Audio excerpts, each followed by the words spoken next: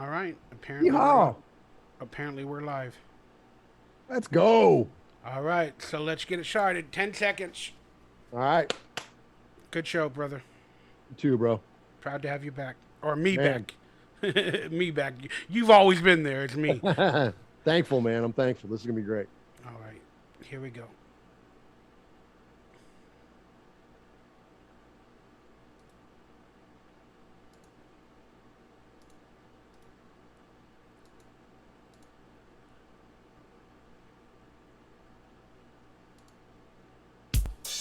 It's Mondays with Mikey and Murf. We talking Raiders and football dirt. Cause we are a back talk show. We're gonna have some season preview. Good times, let's go. It's Mondays with Mikey and Murf. Oh no, here we go again. Episode 40, my friend. We were gone for a good old time, but we're back here and we're gonna lay it on the line. Raiders inaugural season is gonna have fans in the stands, and we're gonna be pleasing and yelling, and everybody knows that we're gonna start gelling. Raiders, it's Mondays in Mikey and Murf. The rap ain't so good, but we're talking Raiders and football dirt. It's been a while. We're having good times. Let's go. He's my boy Murf, and we're ready to do a good show. It's Mondays with Mikey and Murf. Oh goodness. I haven't done that rap in a while, Murf. You can tell. I wasn't on my Kanye West or Drake game today. Preseason form, Mikey. You're in preseason form. I know, but the Raiders are in the regular season, and I'm in preseason form. But hey, we all got a couple of days. You'll get it back, brother. I have no doubt. Guess what, guys? It's been a year hiatus for Mondays with Mikey and Murf. And that's to no fault but mine. But I'm not going to talk about it because we're not here to go into all the drama. We're here to have a Monday with Mikey and Murf. Let's Season go. spectacular for our Raiders. That's what I'm talking about, man. Are you excited, Murf? We got Monday Oh my Night Football, God. baby. Absolutely, Mikey. I'm so stoked, dude. I'm so excited to be here, man. Thank you for putting this back together for us. This is always one of the highlights of my week, doing Mondays with Mikey and Murf. Of course, Mondays with Mikey and Murf here on a Tuesday. But yeah, there's a lot of stuff going on in the world of the Raiders. So much news to get to, so many topics. And yeah, man, Monday Night Football coming up.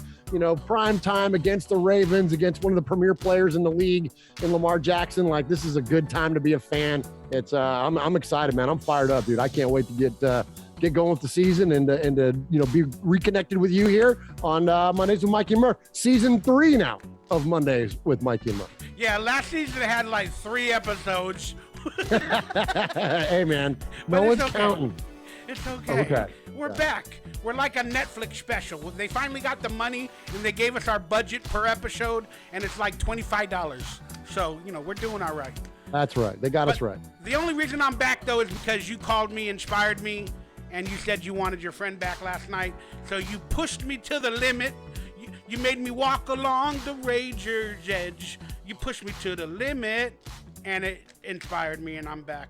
All right, Murf, let everybody know who you are, what else you do on the side, because you definitely have to do side work.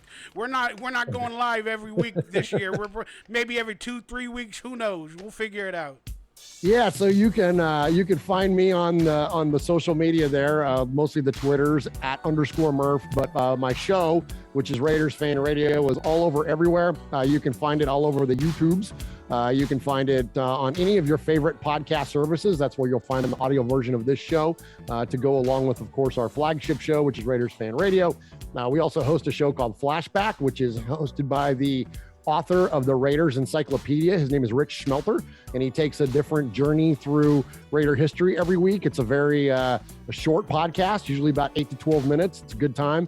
So definitely support us there and in that way. And Mikey, just as of the last week or so, we've been named the official Raiders podcast for Fansided. And so we have entered into a partnership with those folks and Just Blog Baby. And so we're real thankful for that new partnership with those folks. And so many thanks to them for seeking us out and signing little old Raiders Fan Radio, the little weekly show that we do from my bonus room, and putting us out there. And the response has been phenomenal. So thank you to those folks. And then one last thing, please, if you'll indulge me, any of the money that we raise with our show, anything that comes from advertising, merchandise sales, direct donations, all that stuff. We give 100% of that money away to a foundation that I formed with Raider Cody a little over a year ago. It's called the One Nation Foundation. So just know this, that anything you do to support Raiders Fan Radio, you're supporting the foundation, which gives all of its funds away to Raiders-related charities. So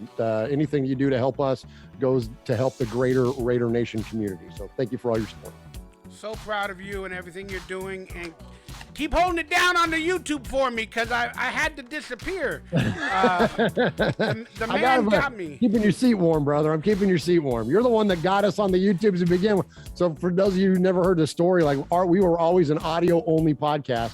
And in doing this show, and Mikey and I became great friends on and off the air. And he was like, dude, you need to do your show on YouTube. You need to go live. And I'm like, yeah, I'm not got a face made for radio. Like, I don't need to, I'm not going to do that. And he goes, no, bro. He's like, everybody is there. You need to do it. You need to have video.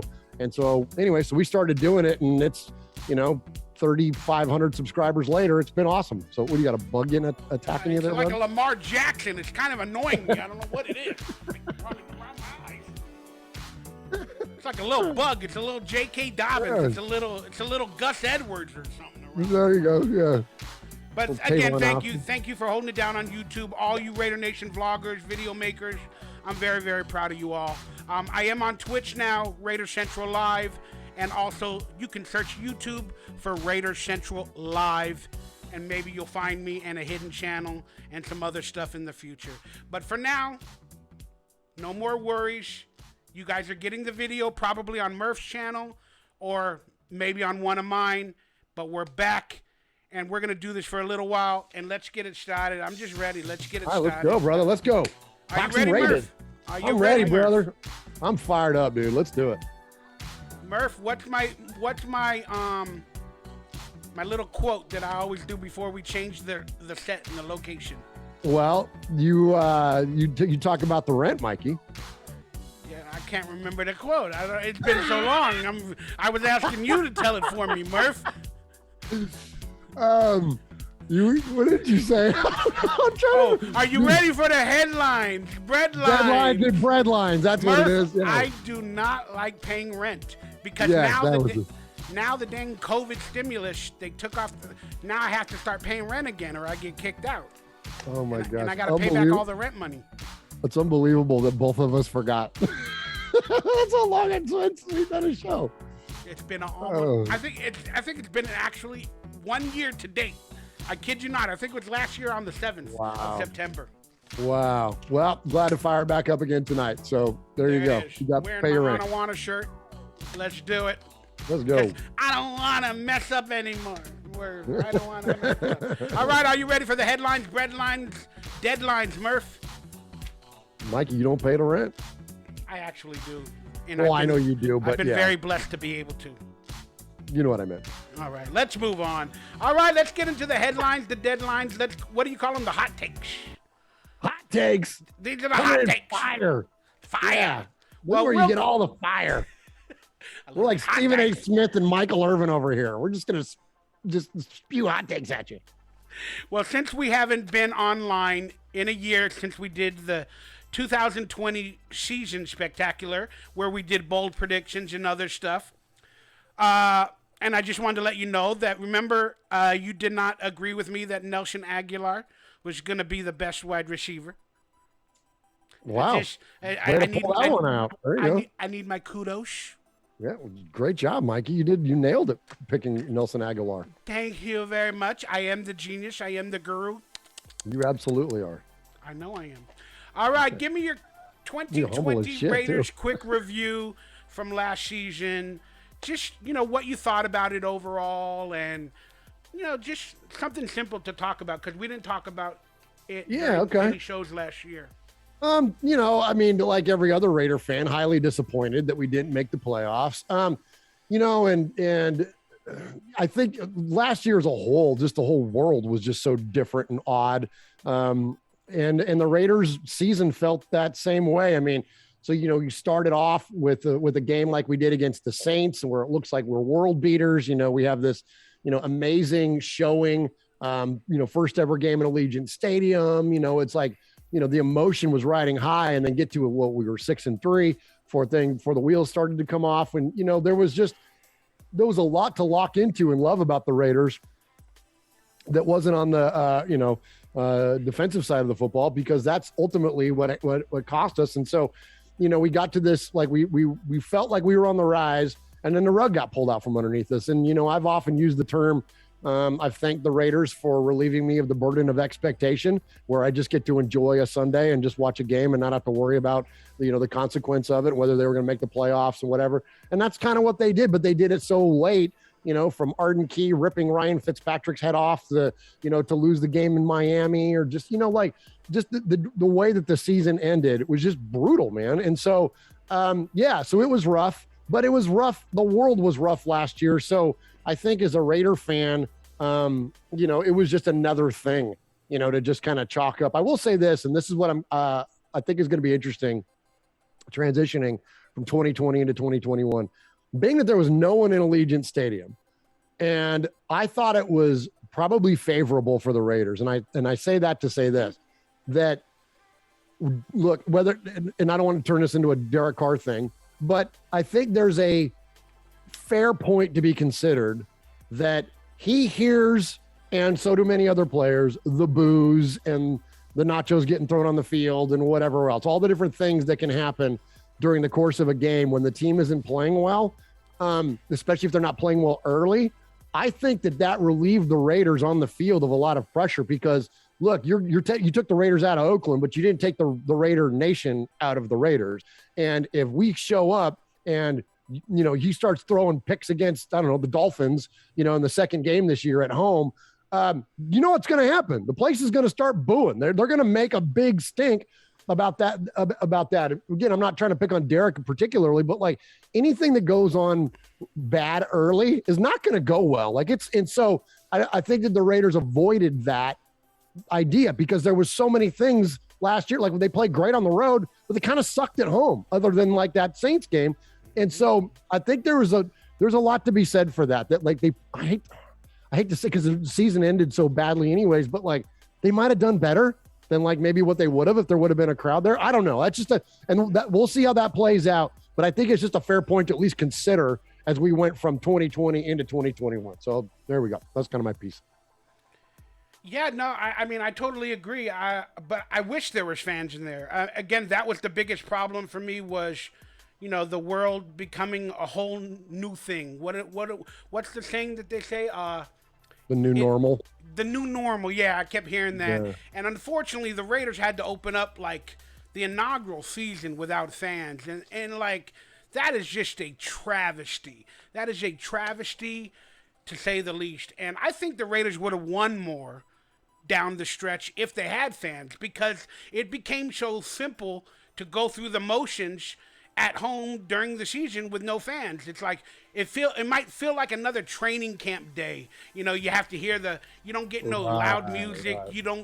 All you hear is a number 24 with a 5-yard rush, or something like that, and it doesn't feel like it. So they couldn't get the passion down the stretch when you're injured, you're tired, you've played already 10 games, whatever the situation is. I think the fans could have lifted the Raiders' spirits, and I think they would have won a few more games. I wouldn't have said they were automatically a playoff team, but I feel they could have at least won 9 to 10 games with that extra addition of the fans. So that being said, it was a good season. I mean, we at least improved under Gruden. I don't know how much, but for many years now, Raider fans knew the defense was a problem, even going into last season with Gunther. A lot of us thought he should have been fired before the season began, but it didn't happen, and they were too late on the punches. So that being said, I'm just tired of our second half finishes in the league. 2 years in a row, we finished really bad. And that's a credit not only to the players that are losing faith, that's the staff. That's the coaches needing to shake things up and get them out of that funk. So I have a little bit of problem with the staff and Gruden and Mayok and some of their decisions. And our draft picks, they didn't do much last year either. The draft picks that we had. Again, it feels like another wasted draft year for cynical Raider fans like me. It feels like another draft year. But We got a new season coming up, and that's my little quick review. It didn't end the way I wanted. It was okay. It was 8-8. It was like blah, blah, blah, blah, blah. But we got inspiration going into this year. And now let's talk about some, let me see if I got a graphic that I could change. Let's talk about this year's draft class. We're going to bring it up to this year. Did you like all the picks? Because, again, we didn't talk about this on any of the shows. Yeah, I think this is an absolute home run for at least the way it looks now. And, we'll know how good the draft was in about 3 years, and so that's where, I refuse to be hyperly critical of the Mayok era, which is a very popular thing to do on Twitter. Go figure. People are outraged.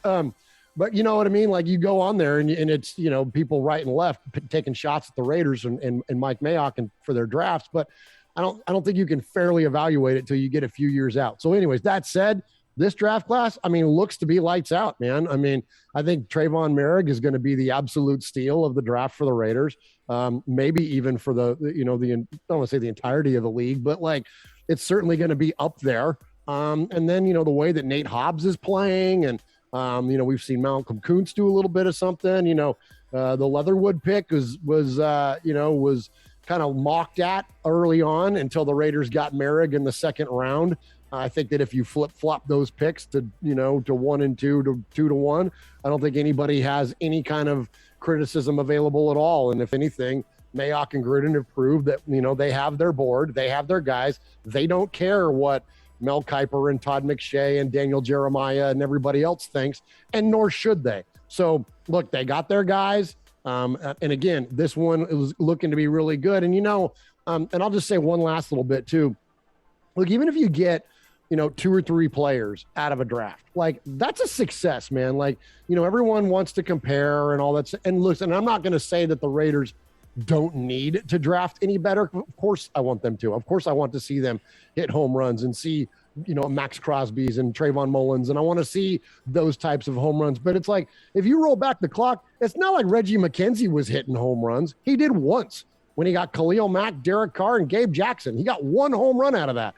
You know what I mean? You didn't, when Amari Cooper split, people weren't freaking out being like, oh, the stupid Raiders. No, they made a choice to move on from a player and to not bring him in on a second contract. They made a business decision, and that's what the Raiders have been doing. They're under the microscope, though, a lot now, even more with Gruden and Mayok. Absolutely, and I think that here's what I always say about criticism, Mikey, is that anybody that's willing to be critical, whether it's online or on a show like this or to whatever, you're always going to be proven right. What's hard is to look for things that are going to be positive, because only one team wins a Super Bowl. Very few, most draft picks are whiffs. The majority of drafts don't go well for a team. So on the occasion that you nail one, that's the rarity. So it's easy to be critical because most of the time everyone's right. That's why everybody bitches and there's so much damn negativity online, because everyone wants to be right. No one's willing to take a shot to be wrong. That sounds like the Tanner Muse being cut. I think I saw a lot of negative feedback about Tanner Muse being cut, third round pick. Yeah, well, here's to me is what's silly about that, and I'll give you a good example, okay? So the Raiders bring in Tanner Muse. They try to convert him from safety to linebacker. They bulk him up, whatever. They obviously saw something in him that wasn't going to equate for what they wanted. They knew they had Kj Wright in the wings. They knew they were going to sign him. The only reason he didn't sign earlier was because he avoided training camp. He signs the week before the season starts so he can get the veteran guarantees by a contract. That was probably the plan all along. But guess what, Raider fan on Twitter? You didn't know that. So it shocks you and you freak out, but the Raiders are doing exactly what the Raiders had been planning to do all along. So there's not only that to be considered, but also, did anybody remember the 2020 draft when New England took 2 tight ends in the 3rd round Anybody can name those 2 tight ends? No, you can't, because Jonnu Smith and Hunter Henry are going to be your starting tight ends for the New England Patriots. No one is bitching because of a couple different things. The Patriots got better at the position, and that's the ultimate goal, just like the Raiders got better at the position of linebacker. And also, Bill Belichick's got 7 goddamn rings, so he could give half a shit what your Twitter opinion is. But so my point is that let John Gruden take his run to win his rings. Don't criticize him before we know the outcome. I think it's a completely silly thing, and it drives me nuts about Raider Twitter. All we do is eat each other. Like, everybody just fights about like, how slow of a news day is it that we're fighting about a 3rd-round linebacker getting cut? Give me a break. Yeah, again, I'm going to call myself cynical Raider for a while. But you go back to the Lynn Bowden trade, and it just that guy that's not on Miami's roster anymore. Yeah, you're probably right. I haven't looked into that, but some of these things on IR or something. We're fans, so we scratch our head at some of the decisions when we're cynical. But I believe me, I completely agree. I understand. I'm just tired of losing. I think I wrote this on Twitter. That's where we all agree. Yeah, I wrote it the other day.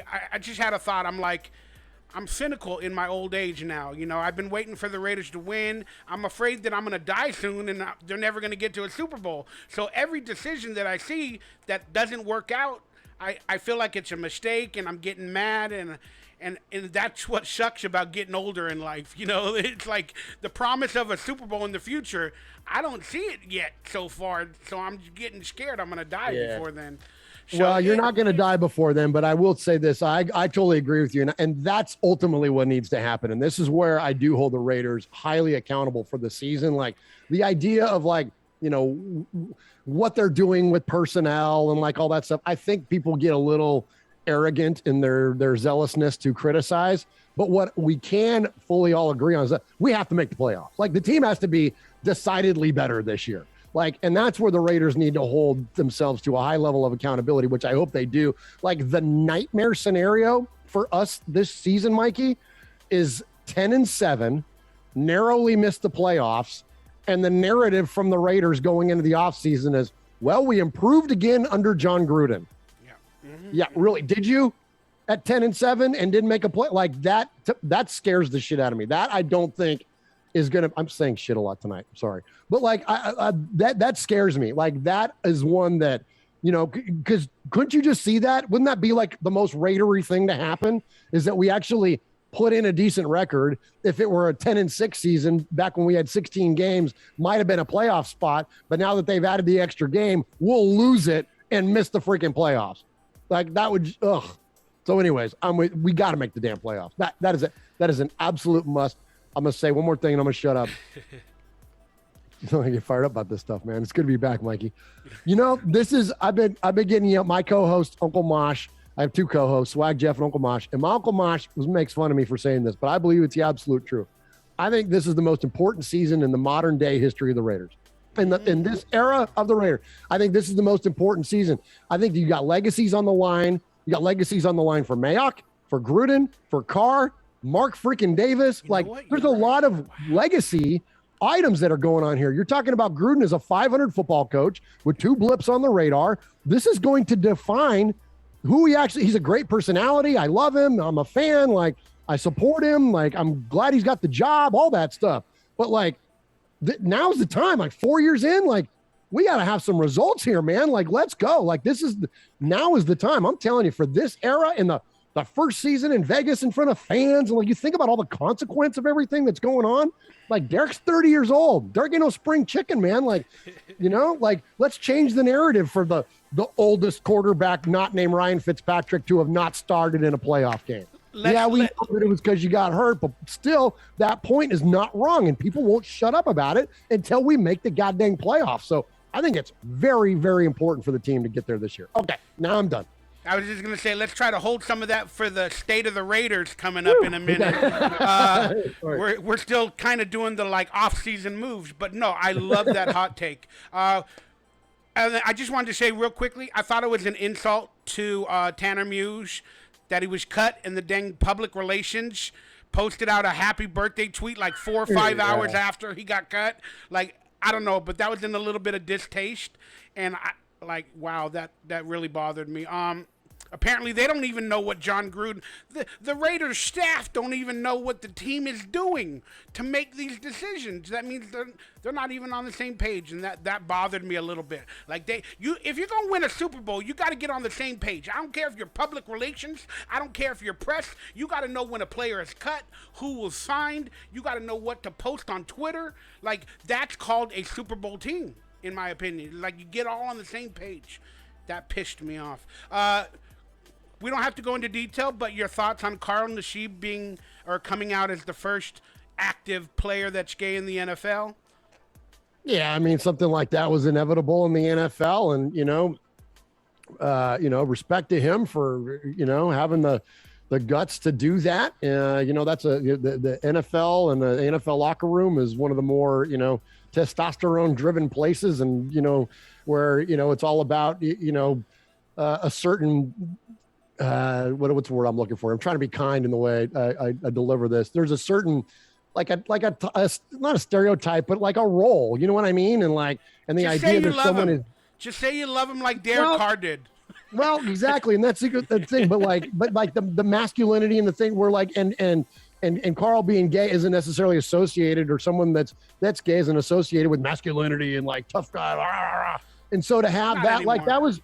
Well, okay, and you're good, and I'm glad you're saying that because I think that it was just going to be a matter of time, and I'm glad that he did, and you know what, and here's the thing, man, the Raiders are not strangers to doing things first when it comes to social movements, when it comes to all those types of things, everything from the legacy of the man shirt that I'm wearing right now of Tom Flores to what I mean, to all the African American players that were drafted out of the small schools by Al Davis, like all the barriers that got broken by Al Davis, this is just another one of those. So of course it will be the Raiders that have a player do this for the first time ever. So yeah, I don't have any issues with it at all. But the only thing is, there are some theories out there, because Nassib was benched a couple of times last year, that he might have been a training camp cut, this season. And if he is a money man or a businessman, it is a smart decision right before the season starts to come out and say his truth, because then public relations wise, if he was on the brink, they probably can't cut him now because the whole world is watching. So he might have made himself $4 to $5 million to be on the roster just by coming out as I'll say it, gay. I hope I don't get censored. I don't think so. Nothing wrong with it. I mean, it's what he refers to himself as. So I think. No, I meant through channels or whatever. That's just other stuff. But yeah, there's a theory out there, that might have been the case. I always look double move. I always question everybody, and it's and when it comes to money. So I'm with you. The NFL, there's no better example in our country than an organization that you want to know why they do things will just follow the almighty dollar. And so I'm with you. I'm skeptical on that kind of stuff too, about when people make decisions around these kinds of things. I'm going to trust that that's not what he was trying to do. But I'm with you though, that that's his agent is like, hey, you're going to be cut. Trust me. My brain starts to go there too. I'm with you, bud. And then this is the last question about that situation. How much pressure does it add to this Raiders team to honestly showcase him? In the woke world that we have today, people are going to want to watch him play.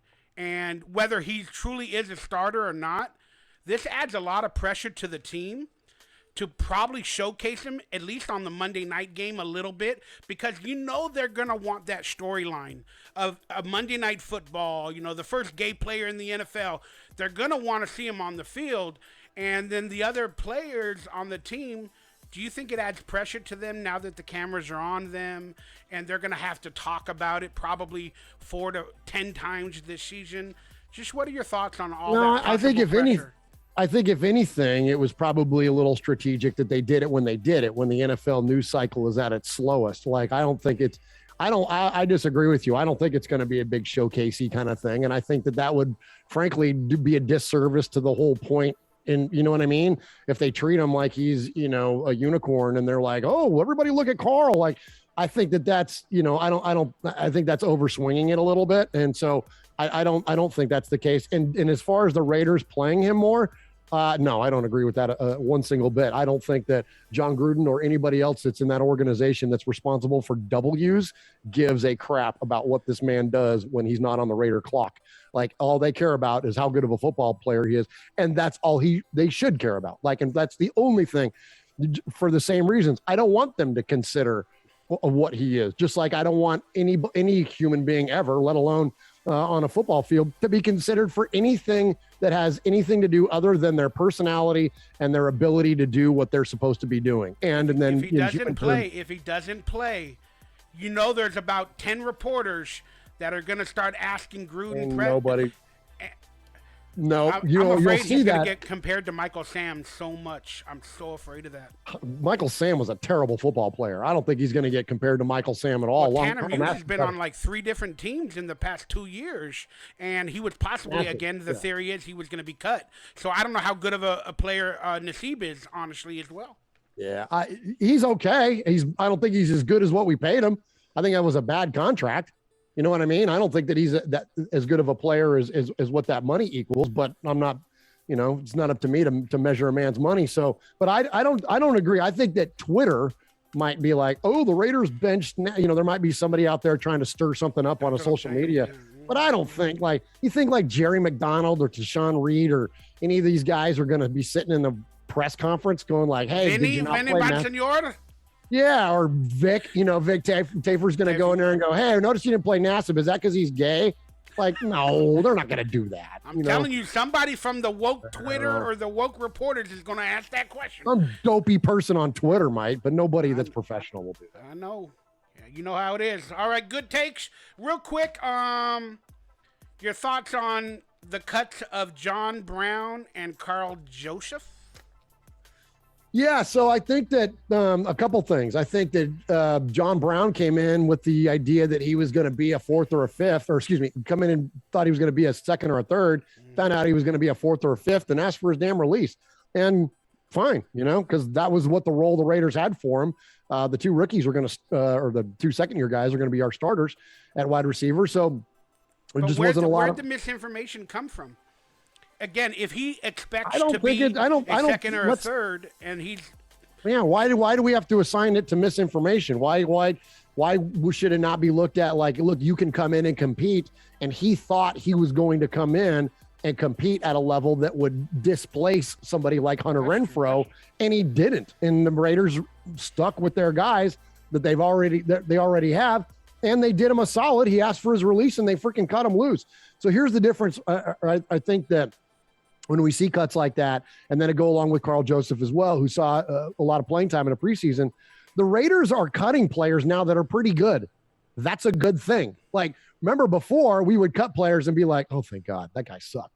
You know what I mean? Like, now you got guys that are serviceable, you know, veterans in the league, depth guys that we don't really have a necessity for anymore. We don't have to start Jeff Heath anymore. You know what I mean? Like, we're climbing up the ladder in terms of talent at each roster spot. A term I used to say all the time was the Raiders used to run out of talent. People will be like, what does that mean? I'll be like, they just ran out of talent. You got like talent at, you know, at whatever positions, but it doesn't go deep at all. There was no depth in the line. There was no depth at wide receiver. There was no depth at safety. There was no depth at cornerback. Well, now we have depth all around. So you see guys now that are getting cut that are pretty capable players. There's a reason that Will Compton hasn't signed yet with the Raiders. I want to let you know that I just downloaded the audio of the phone call from Gruden giving misinformation to John Brown. Let me play it for you. Okay, do it. Gruden calls up John Brown. What's going on, brother? My Gruden accent's going to be really, really bad, trust me. Hey, John Brown, Smokey Brown, Buffalo Bill Brown, MVP, Pro Bowler. It's John freaking Gruden. How you doing? It's Chucky, baby. Check it out. We got an open roster spot. We got some young players at wide receiver, and, you know, I'm doubting them. We need a veteran like you. Come in here and show them what's up. Be a number 1, baby. Be a number 1. We need John Smokey Brown to be a Raider. We need a Raider that's brown. That's called Smokey Brown.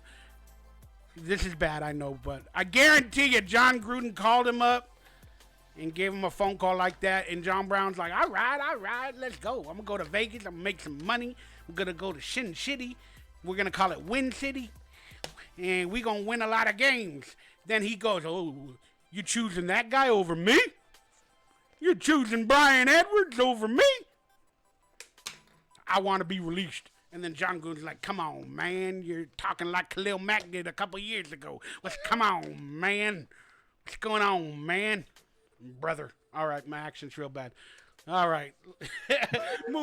Moving along. There you go, Mikey. Yeah, whatever. I'm just trying to add a little comedy to the show. But I'm in preseason form, as we talked about earlier. It's okay. You'll get there. No, I think that, they had other players showed up, man. And they look, I don't think he sold them a bill of goods, but, when you got guys like Zay Jones, you got guys like Willie Snead, you got these other guys that are coming in and playing pretty well. And again, your top three guys are Edwards, Ruggs, and Renfro. So okay, Brown was like, I'm serious. Like, where was he going to fit in? Like, at some point, we need these young guys to step up, and we'll see. We'll wait till we get the breakout players. But yeah, like the Raiders talk about draft picks needing to show up. Well, there's two of them right there, Ruggs and Edwards. They need to be playmakers for us. Yeah, I'll be honest. I don't care what happened on training camp. I know Zay Jones looked decent this year, but he does in every preseason. Zay Jones should have been cut, in my opinion. I'm not the coach. And John Brown hopefully should have still been on the roster, but that's neither here nor there. What do you think of the signing of Kj Wright a couple of days ago?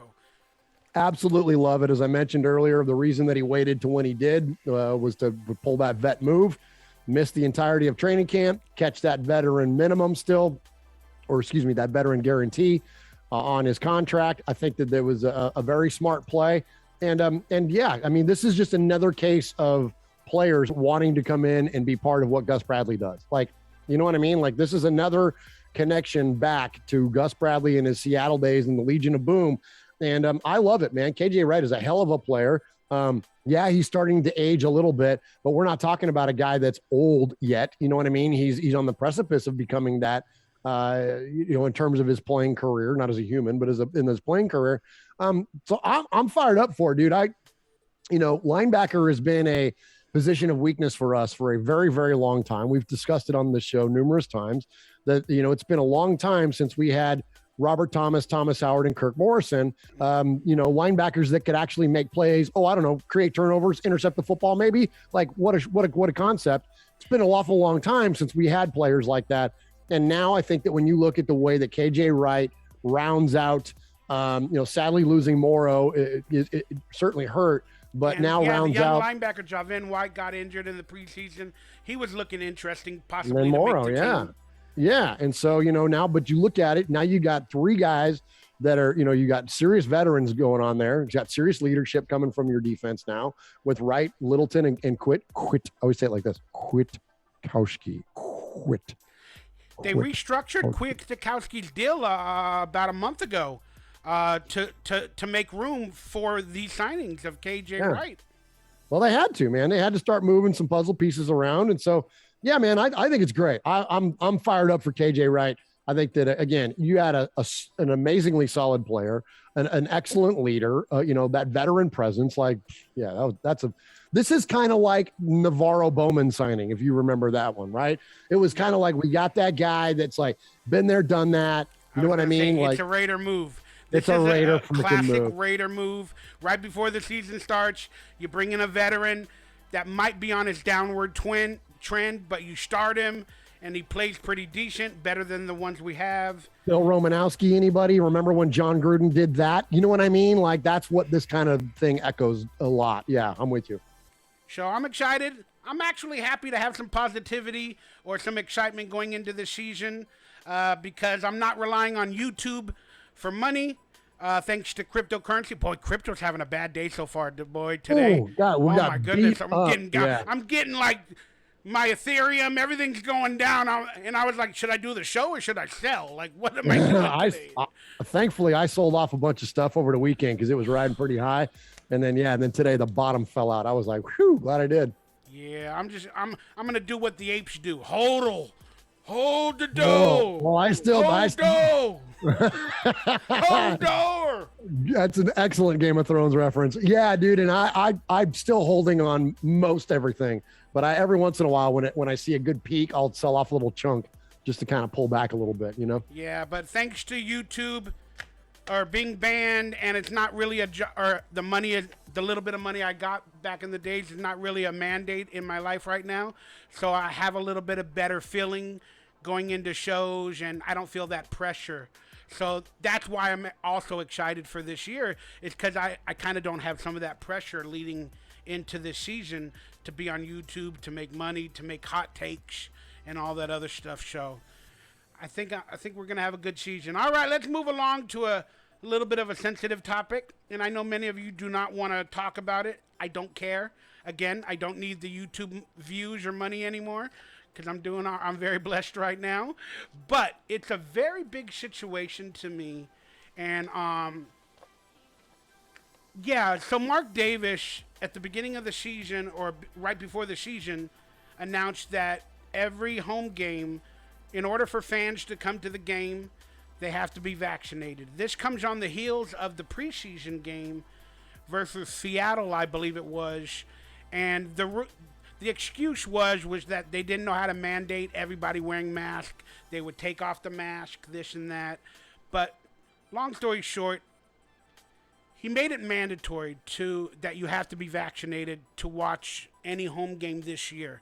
And this is the first opportunity for a home game during the season with fans.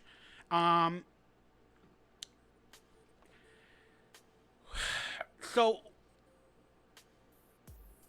I guess I'll ask you, I don't know how to phrase the question correctly.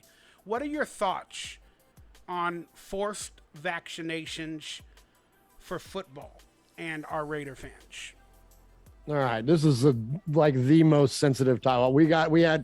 We danced around it a little bit on our show on Raiders Fan Radio, and it was actually got semi-heated. I'm with you. I don't know how entertaining it is to hear people, with their own opinions on this.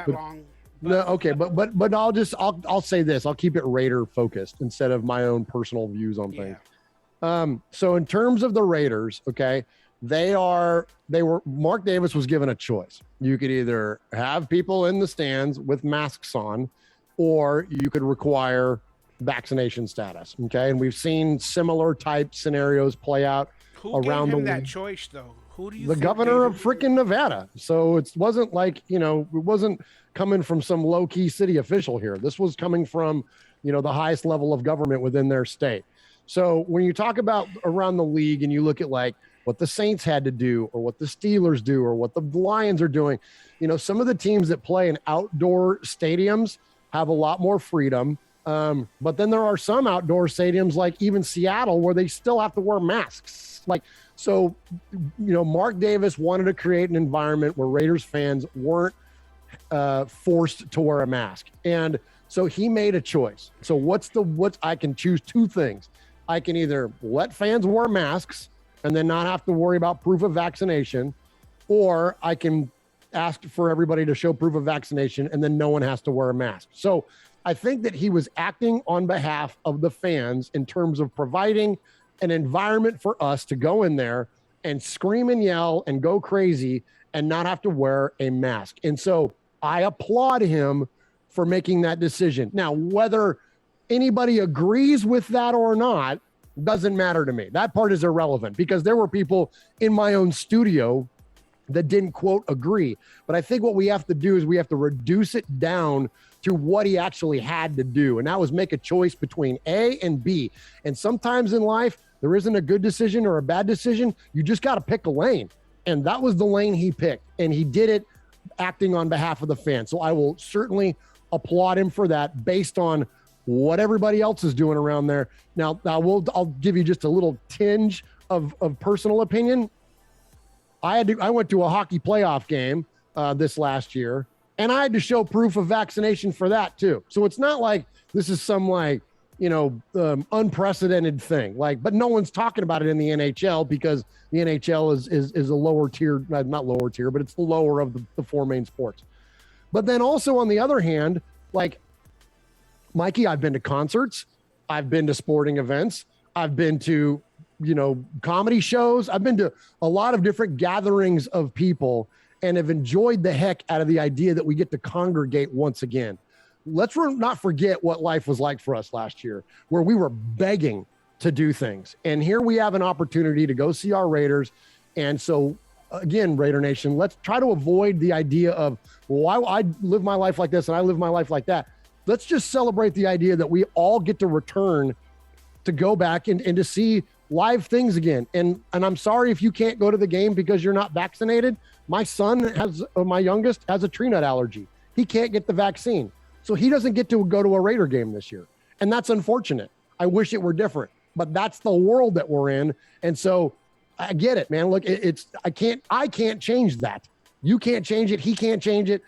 So that's just going to be a consequence of it, So, anyways, I've probably said already more than I want to. I will say this though, too. Last thing, parting shot. You know who got it right? You know who got out of everybody in all of this so far? You know who got it right was college football. When you watched college football this last weekend, they had it right. People were enjoying watching their team play. They were congregating. They were cheering. There was not this, I'll call it pandemic theater that so many organizations fall into. And unfortunately, the NFL has fallen into pandemic theater because, like I said at the beginning, they chase the money. The NFL will always follow the money. And the way that you make the most money is by making everybody happy. You try to appeal to everybody.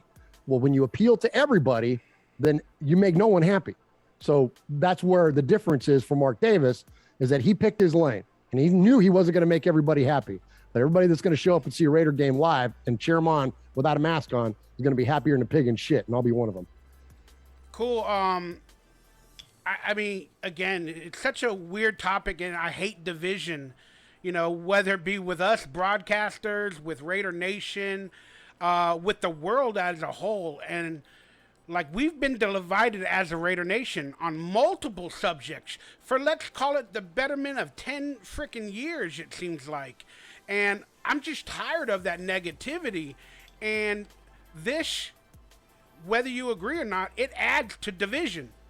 Whatever side of the fence you fall on, it's going to divide us again. And that's the unfortunate thing, is that Mark Davis took a stance, again, whether right or wrong, whether who told him or what, it's going to cause divide. And he knows that. I mean, I saw it in his face in the press conference. It was hurting him. But then, again, I have a little bit of an analytical brain. And you said that the governor of Nevada gave him a choice. I don't think it was the governor of Nevada, because why is he not telling casinos? Why is he not telling the WNBA Aces, who Mark Davis also runs, to do that for their stadium? The Knights are not forcing it, as we know of, as of now. Casinos are not doing it. So, again, you got to think like that. So do you really think the governor told Mark Davis? I don't think so. I think it goes further beyond that. And like you said, follow the money. Intermountain Healthcare is the provider of the training camp facility for the Raiders. They are a healthcare service. They have big pharma in their pocketbooks and whatnot. And the company Clear has an application. They are an internet-based application with health. There's a lot of money to be made with vaccines and forcing it. And that's as far as I'm going to get into this. But there's multiple companies that are in Mark Davis's ears that have invested in the stadium, the training camp center, and Mark Davis feels he owes them something, I believe. That's a fair point. And that's where, and that's the tough thing about this, is that no one's going to be right. And and I say all of everything that I said earlier is completely without judgment. This is a free country that we live in, and I don't begrudge anybody for any decision that they make. And you are absolutely right that when it comes to the NFL, this is the hypocrisy of all of this, is that they are presenting one way, but yet it's not an even playing field. It's not even, they can't even get their own COVID protocols figured out. They have literally created a competitive advantage amongst the teams based on their COVID protocol. And that's, again, you talk about that's to me, that's a failure of leadership. Like you have to provide the same for everyone of what you possibly can. When you're talking about a competitive sports league, it has to be a level playing field, and they have disrupted that. And so I just don't think it's the NFL. I said all that to say this. I think it's a lot of people. You're right. I think there's a lot going on. It's the new Raiders. We are a money-making machine. He wants to be a businessman. He got the stadium built. There's billions and billions of dollars at stake. Jerry Jones is also in the pocket of Mark Davis a little bit, helping him get the stadium. It's a new Raider team. It's all about finances. And I just think that Mark Davis is choosing the powers over some of the Raider fans. And it's clearly a new team. And why isn't any other NFL team, as of right now, forcing this mandate? I didn't hear about anybody. Yeah, the Saints are. I got it right here. Saints became the first team to require proof of vaccination or negative test result for spectators. Fans will also be required to wear a mask at the Caesars Superdome unless they are eating or drinking. The mandate was announced by the New Orleans mayor, LaToya Cantrell, on August 12th. I thought that was for preseason. Nope. I'm telling you, man, they're not the only one. I did not know that, so forgive me. I had it written down that no other team is doing that. But so I was thinking that, again, this is my thoughts before I learned that, but I still think the Raiders are test subjects because our fan base is like the most loyal in every direction, and we can go in any direction. You know, there's not a left and a right to Raider Nation. Like, a lot of us love Derek Carr and hate Derek Carr, yet we're still Raider fans or whatever. Right. So, like, I feel like the NFL is kind of using the Raiders as a test subject as well because, and the Saints too, you know, like maybe we're both test subjects of this vaccine mandate. And wouldn't surprise me. I mean, the Raiders made a little bit of a deal with the devil to get out of Vegas. Like, let's not sugarcoat that. Like, you know, there was a reason that we were sacrificing home games to play in, you know, Mexico City and London and all that stuff. The Raiders were beholden to the wills and whims of the NFL in order to gain the approval of the ownership group in order to bail out of Oakland, because the NFL didn't want to be in Oakland and Mark Davis didn't want to be in Oakland anymore. And I don't blame him because the city of Oakland treated him and the Raiders like trash, just like they're doing to the A's now. And so, you know, he did them a solid in a lot of other areas. It wouldn't surprise me, Mikey. Again, like none of this stuff surprises me at all. And I think that all points are very, very fair to be considered. And then I'm just going to say one last thing on, then I'm going to shut up. But like, again, college football got it right. If you watch college football this last weekend, that's an organization, that's stadiums, that's leagues getting it right. And there's no reason the NFL couldn't have done that. But they chose not to because, again, pandemic theater. Yeah. Just to end it on this. And then if you want to go to the game, apparently you can be vaccinated in the parking lot. And I guess 30 minutes later, you can go into the game. Some people but you still have to wear a mask. Yeah. Some people have side effects. Let's just be honest. Some people have died from the vaccine. They just don't talk about it on the news as much as they should, you know, whatever.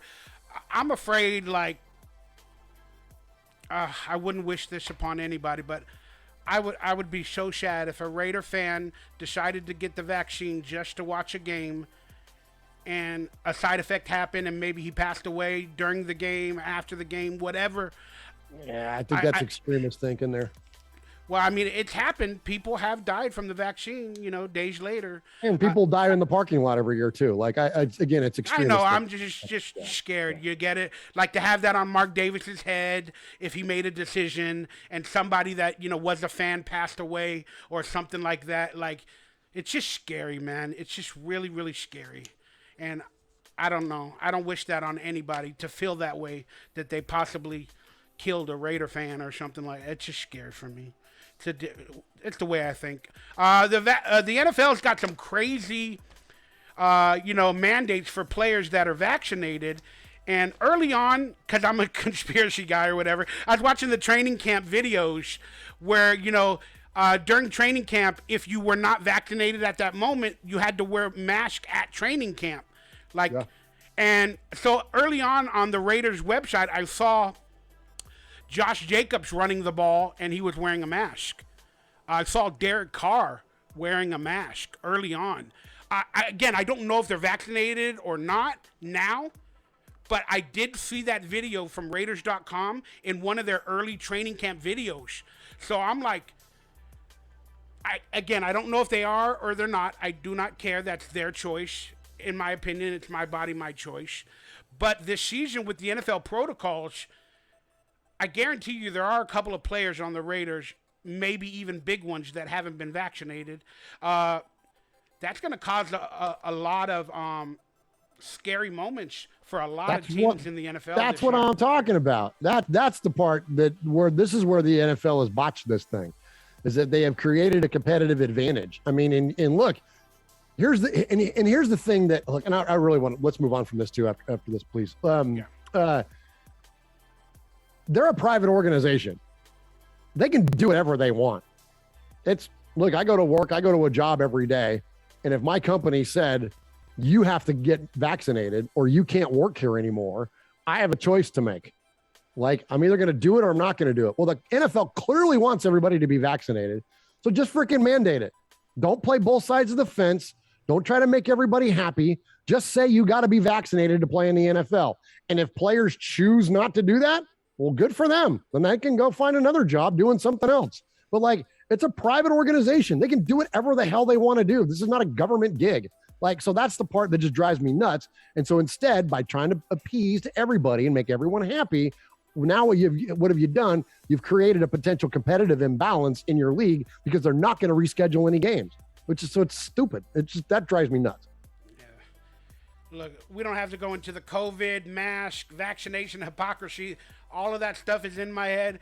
I need to make a conspiracy video or whatever you guys want to call it, and we can go through that. But now we're going to get into the good stuff. Let's move on. We cannot control all that's going on in the world, unfortunately. So let's get into the state of the Raiders. Are you ready, brother? The Raiders. All right, let's get into the state of the Raiders. Let's talk about what your feelings are as of this moment in their Raider career going into the season. Let's start with John Gruden. What do you think the state of John Gruden is as of this moment? I think this is highly consequential for Gruden. I think that, when you look at the entirety of his career, he's got the identical records with Tampa Bay that he does with the Raiders, which is 57 and 55, if I remember right off the top of my head. He won a Super Bowl, and people will often say that, he won a Super Bowl with Tony Dungy's team. Well, yeah, but Bill Callahan took a team that was John Gruden's team to that same Super Bowl. So I think that argument could fall on either side. And I think that if John Gruden stays with the Raiders, I think that if the Tuck rule doesn't happen, you're talking about hasn't been, at least in our era of football, no bigger momentum shift in the trajectory of two organizations on the field than that one single play.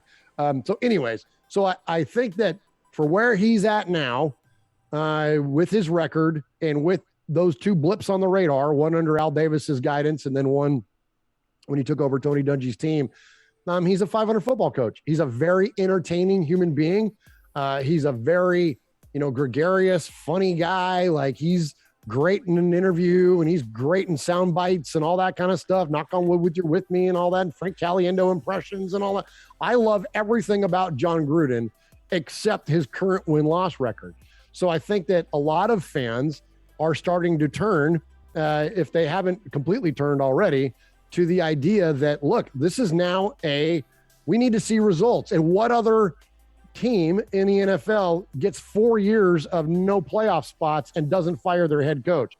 That doesn't happen. Now, you can make the argument that the Raiders are building for a long-term franchise turnaround, that they're not trying to do a one and done like the Eagles or something like that. They're trying to build for long-term success. That's fair. I'll embrace that point of that folks try to make. But at the end of the day, though, it's still at some point we have to see them start to translate into results on the field, put more numbers in the left column than you are putting in the right column.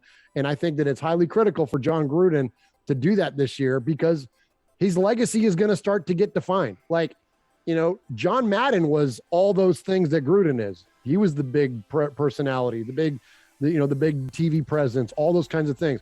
Oh yeah, and he was the winningest freaking head football coach in the time in which he coached, and certainly still to this day, I think percentage-wise for the Raiders. And he had a Super Bowl and a whole bunch of freaking AFC championships, not championships, but championship appearances to go on his resume. So there was a lot of clout that Madden brought to that. At this point with John Gruden, like he needs more. Like he's got to put some more bona fides down, man. Otherwise, he's going to start losing credibility. Yeah, for these next few, again, I love hearing everything you say, but we're an hour into the show. Let's give some Okay, so go fast. This is Mikey's nice way of saying, shut the hell up, Murf. Say it, give me a one-line answer. No, KIS. Keep it simple. Keep it simple. Okay. All right, go. So my opinion on John Gruden, the state of John Gruden at this moment is he's feeling the pressure. He's definitely feeling the pressure, but he knows it's his team. Mark Davis still has faith in him.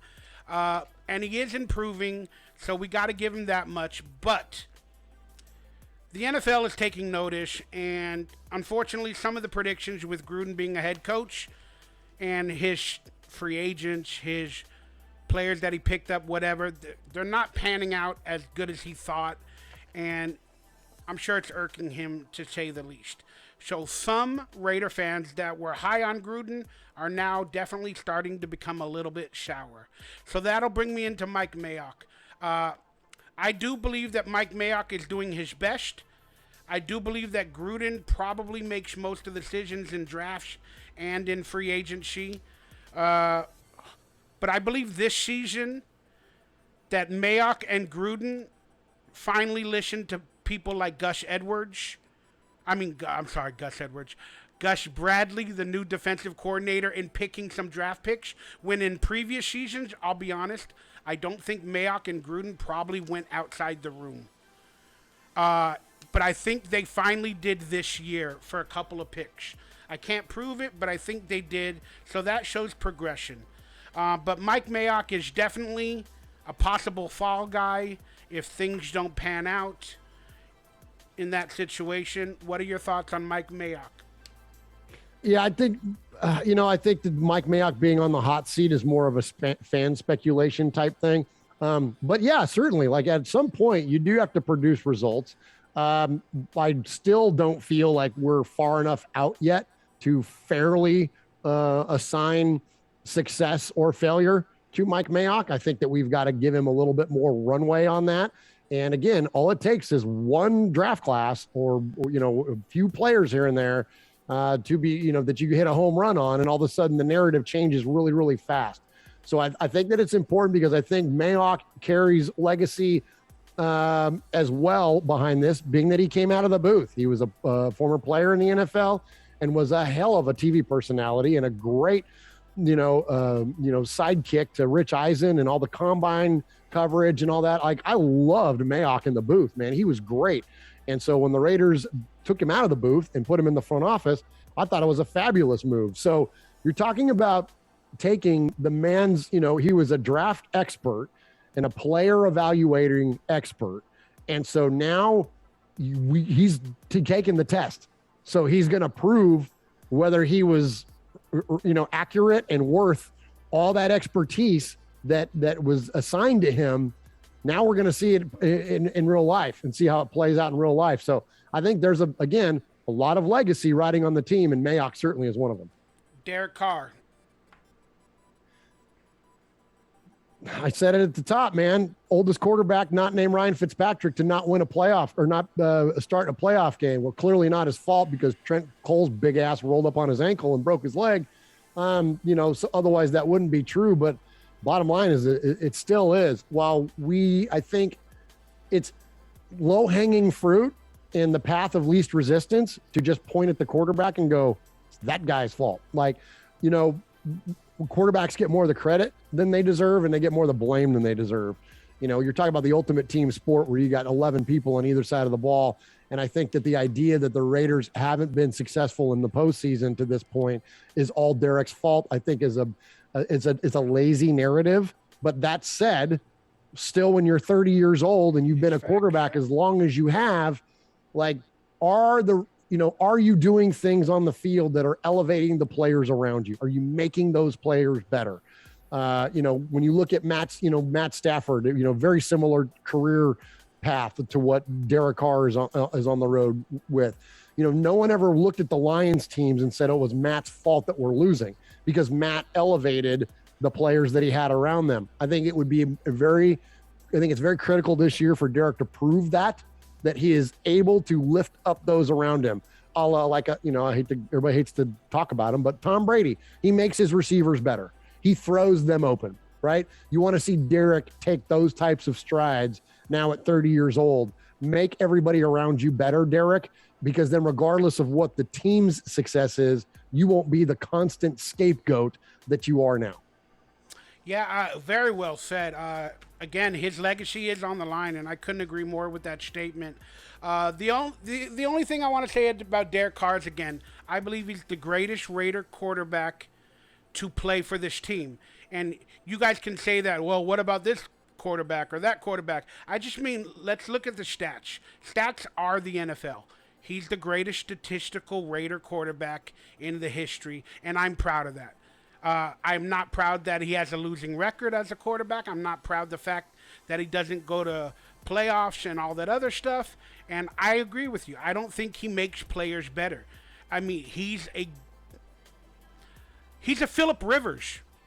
That's what his career's looking like as of now. Like a good quarterback with a lot of passion, but it's just not happening. And I want him to get out of that vein. And here's where I'm going to say this. I believe this year is going to be the biggest year for Derek Carr. Not because they added a better defense or this or that. All the excuses they give Derek Carr for not winning, I'm not going to go there. I'm just going to say, look back to the Tom Brady storyline that came out a few months back or last year before he signed with Tampa Bay. Tom Brady went to an event in Vegas last year. He met with Mark Davis, John Gruden at a UFC event. There's pictures of him at the event meeting with Mark Davis and John Gruden. Then he became a Tampa Bay Buck, and just this past offseason, an article came out where Tom Brady was quoted saying, "You're going to stick with that MFer?" So which quarterback was he talking about when he was looking for teams? That quote came out, "You're going to stick with that MFer?" Yeah, it never came out who it was, huh? Correct. So, again, I'm a conspiracy person. I like putting puzzle pieces together. There's pictures of him with Mayok and Gruden when he was looking for a team. And now the quote came out, "You're going to stick with that MFer." I think that was John Gruden and Mayok and Mark Davis's way of telling Tom Brady, we were interested, we wanted to have a meeting with you, but we're going to stick with Derek Carr. They made a decision after that night to give their faith in Derek Carr. So I believe that quote is for Derek Carr. It could be anybody else, but that proves, if that's the truth, that proves Gruden is all in on Carr. They live next to each other. He's the Raider quarterback. And I believe Derek Carr knows the truth as well. And I believe he finally feels relieved that he's not going to be traded or whatever, that he is Gruden's quarterback. And I think he's going to have a fantastic year. Can I throw one last little caveat in there? Something that I thought was interesting, Mikey, that, the Raiders have been doing some restructuring here in order to make room for, like Kj Wright and whatnot. And they've been doing some things where they're, We're going to have $55 million next year under the cap. Absolutely. And so they've been converting a lot of this money this year into signing bonuses to create space. Well, don't you know, one of the easiest contracts that the Raiders could rework is Derek Carr, but they chose not to do that. And I think that's interesting because, like, again, what's the answer? Follow the money. Well, the money right now says Derek Carr's up after next year. That's it. The end. And so that was curious to me. Like the idea that they didn't, add on a couple years to his contract, convert some money into a signing bonus. All of a sudden the Raiders got an extra $20 million in the hole. Like it would be a very easy workable thing for them. They've chosen not to do that. They've been messing with the smaller contracts with like Kwiatkowski Kwiatkowski and doing that kind of stuff. You know what I mean? Another year, though. They got another year, and they're going to be $55 million under the cap, according to the experts, next year. Man. So I think, again, this is we're the gonna year. have Devontae Adams signing money next year is what we're gonna have. Hopefully, Packers don't franchise him. This is the year, but I believe Derek Carr will get an extension next year, or they're just gonna flat out let him play on the last year deal, and then we'll think about it from there. Well, and maybe that's why they haven't reworked it, because they have plans to redo it for next year, and he already knows that. And I think that's a very fair counterpoint, Mikey. I totally agree with you there. That would make a lot of sense too, because it's an easy thing for the Raiders to do, and it's an easy thing. It would be cheaper if they were both willing to do it right now. You get it? It would be a little bit cheaper, but if the Raiders go to the playoffs, Derek Carr plays as well as he did last year, go to the playoffs. I'm telling you, they lost a few $1 million. He is going to sign the extension, but they lost a few $1 million out of that. You're right. Derek might be banking on it. Heck, we don't know. See, this is the kind of stuff we as fans don't know. Heck, they might have offered him an extension. And Derek goes, yeah, I'll wait. Let's do it next year instead. Let's see how, you know what I mean? Because you're right. If he wins a playoff game or two, all of a sudden his leverage goes through the roof. 100%. It's going to be an interesting, off-season to say the least. Yeah. So the last question is, I put out a poll, and I said, who is on the hot sheet, in your opinion, for our Vegas Raiders? Mike Mayok, Derek Carr, Coach John Gruden, or owner Mark Davis? Move your head a little bit to the right or left. Maybe the other way. So the leading one is John Gruden is on the hot seat, according to 222 votes. Who is on the hot seat, like officially, meaning from your perspective? I'm sorry, in your opinion. Yeah, I mean, for lack of a better term, I would say it's Derek Carr. I mean, Gruden's not going anywhere. You 222 people that voted for that. You can still be on the hot seat, even though you're not fired. Like, that doesn't mean you'll be fired. It just means you're on the hot seat. Who's got the most pressure on them? It's Derek Carr. Derek Carr is the one that has to take the field and deal with the boo birds and everything else. It's on Derek. I don't think anybody on this, look, no one's going anywhere. These four guys are going to be in the same four positions come starting next year too. But I think in terms of again, I started this whole segment off saying that there's legacy for all four of these guys. So that doesn't diminish, but I think if I had to rank them, I would go with Derek, because he's the one that actually has to put the football in his hands and go out there and do it. Yeah, I'm going to go Mark Davis. Again, I just, the way he's running this team, there's a lot of precarious situations, whether it be hiring John Gruden, this or that. That's in my opinion. So I'm going to go with, I believe Mark Davis is on the hot seat because he's possibly losing a lot of Raider Nation, moving from Oakland. This is just a lot of stuff. But the truth is, it's Mike Mayok. I believe it's Mike Mayok. If we don't make the playoffs, I believe Mike Mayok will be the fall guy. He might possibly be fired after next year. But, that's just my story, and I'm sticking to it. Fair.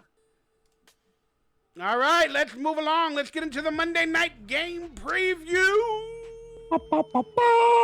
I wish I had some audio and special effects. Game preview. Mondays with Mikey and Murf. Take it away, Murf.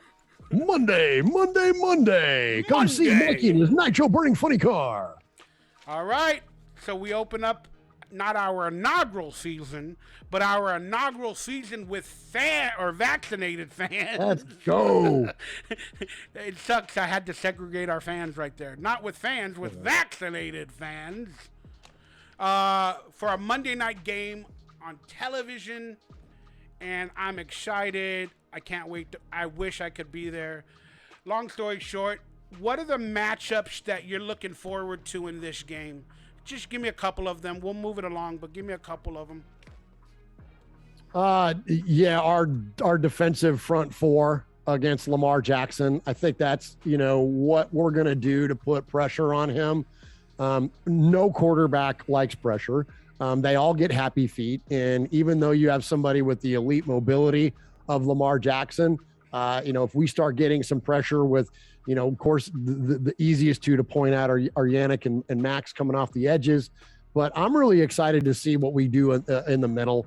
To see what kind of push we can get from the interior of the defensive line, to see Gus Bradley's system in action, that 4-man front. I think back to the Seattle days when we saw guys like Michael Bennett and, you know what I mean? Just get that so disruptive push up the middle of the field, which forces the quarterbacks out of the pocket. And again, even though Lamar is very capable and frankly elite out of the pocket, I just love to see that idea of like, let's get him out of rhythm early. Like, and reason two, Mikey, is that how we play Lamar, while they are drastically different players in terms of like, like mobility and athleticism and whatnot. That's how you got to beat Patrick Mahomes, right? The way that Tampa proved that in the Super Bowl.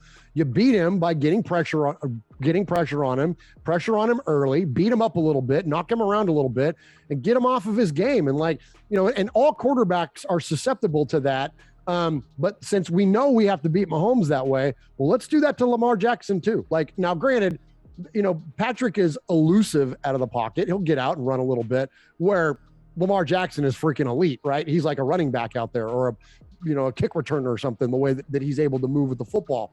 So so that part of their games are different, and then of course Patrick's got elite throwing ability that I think Lamar has been, at times fairly criticized about his throwing capabilities. So I also think I think Lamar Jackson is one of the most overhyped, overrated players in the NFL.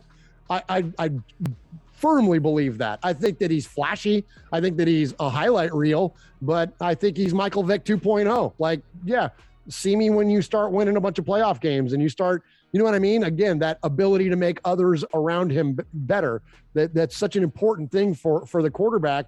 I don't see Lamar Jackson doing that a ton, despite even his MVP year. And again, don't at me on that, or if you want to, fine, have at it. But I'm telling you, I really do think he's overrated. I mean, I don't think he's as special and as unique as what media will tell you that he is. So, anyways, that said, this offense is going to go the way of Lamar Jackson.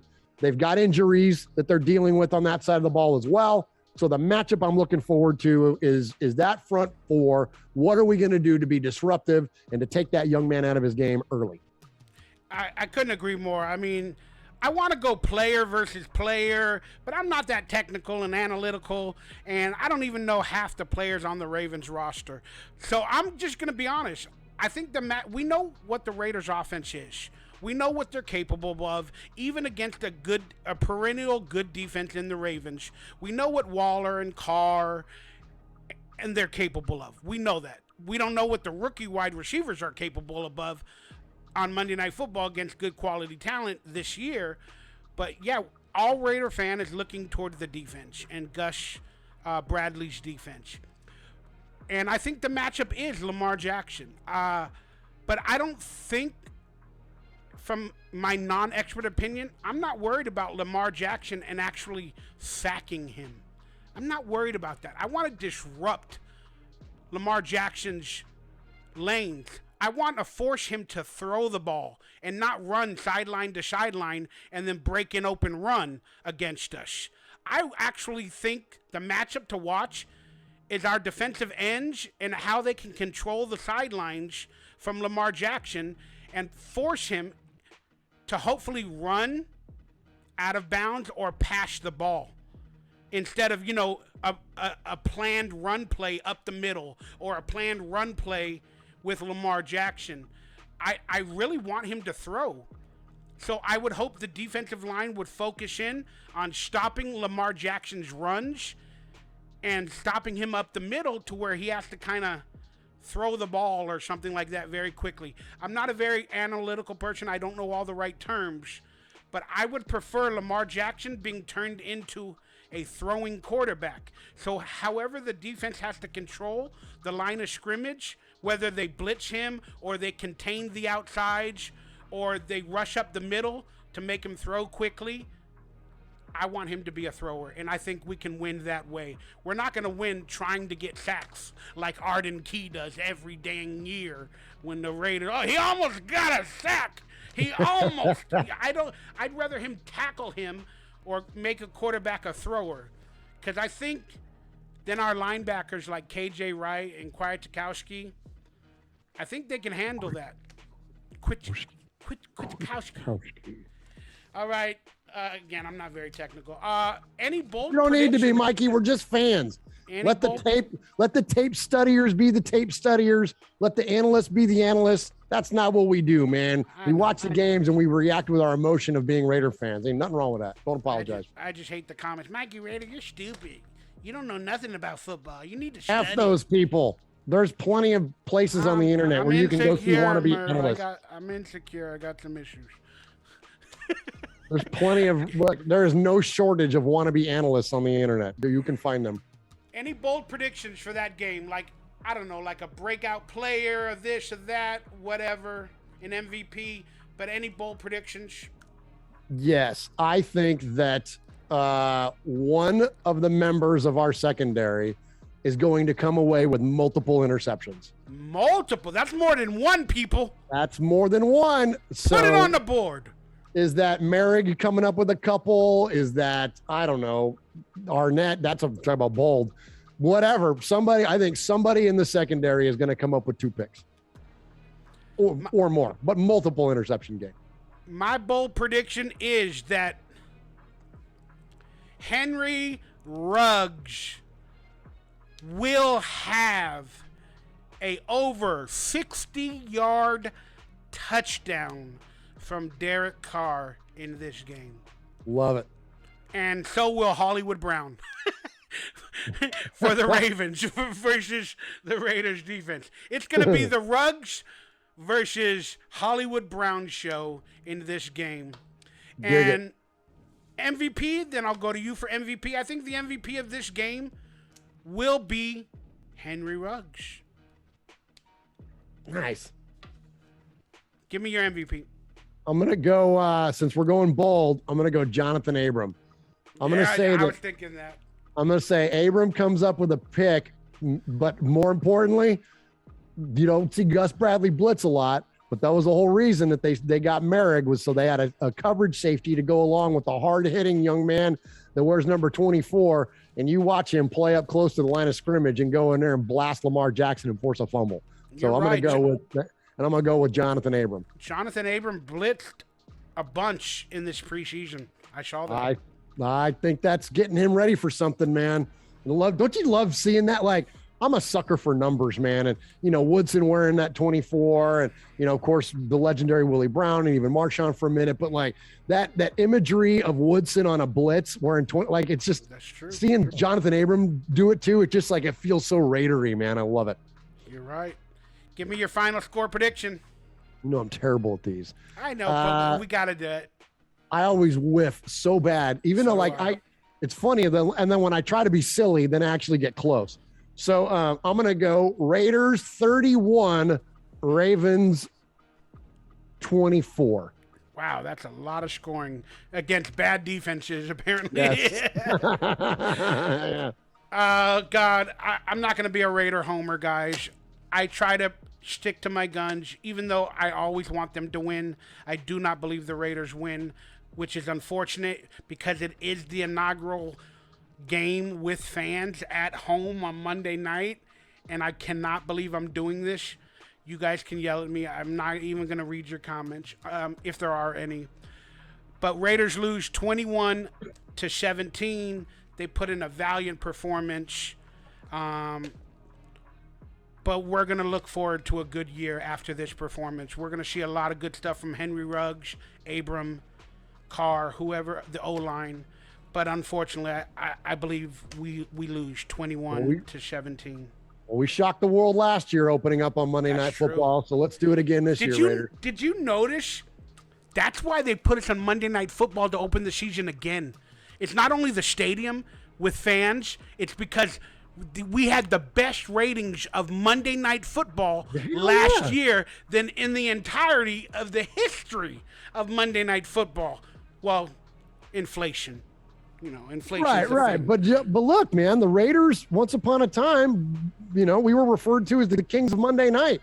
Like, we built an entire legacy around winning on Monday Night Football. Like, so yeah, absolutely. The Raiders are a big deal on Monday, and they just look like, I'll save I know we're getting short on time here, but the Raiders just look good on Monday night. The colors, the crowd, like everything just looks good at night. It's You know what I mean? Monday Night Football Yeah, man. with the LA, Oakland, Nevada, Las Vegas Raiders versus the Cleveland Browns that are now called the Baltimore Ravens on Monday Night Football. We have Dennis Miller here to do the politics.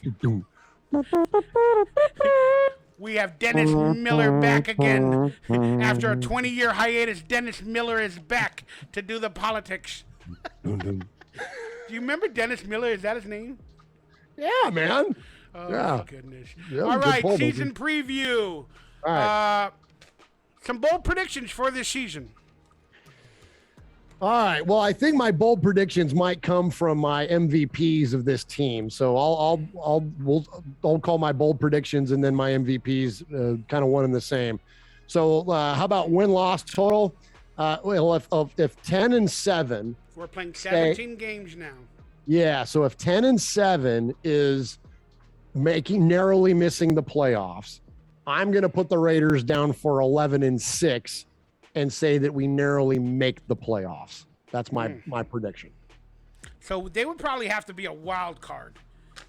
At Oh 11 yeah, and because 6. listen, we're gonna have to the Raiders would have to overachieve at practically an unprecedented level to win the division. Look, I mean, I hate them as much as everyone else listening to this show does, but we have to be really real that the Chiefs are generationally talented and well coached, and look, they're going to win a lot of football games. You're talking about in this era of football, like the elite team, like in terms of year in, year out, because it's not the Patriots anymore.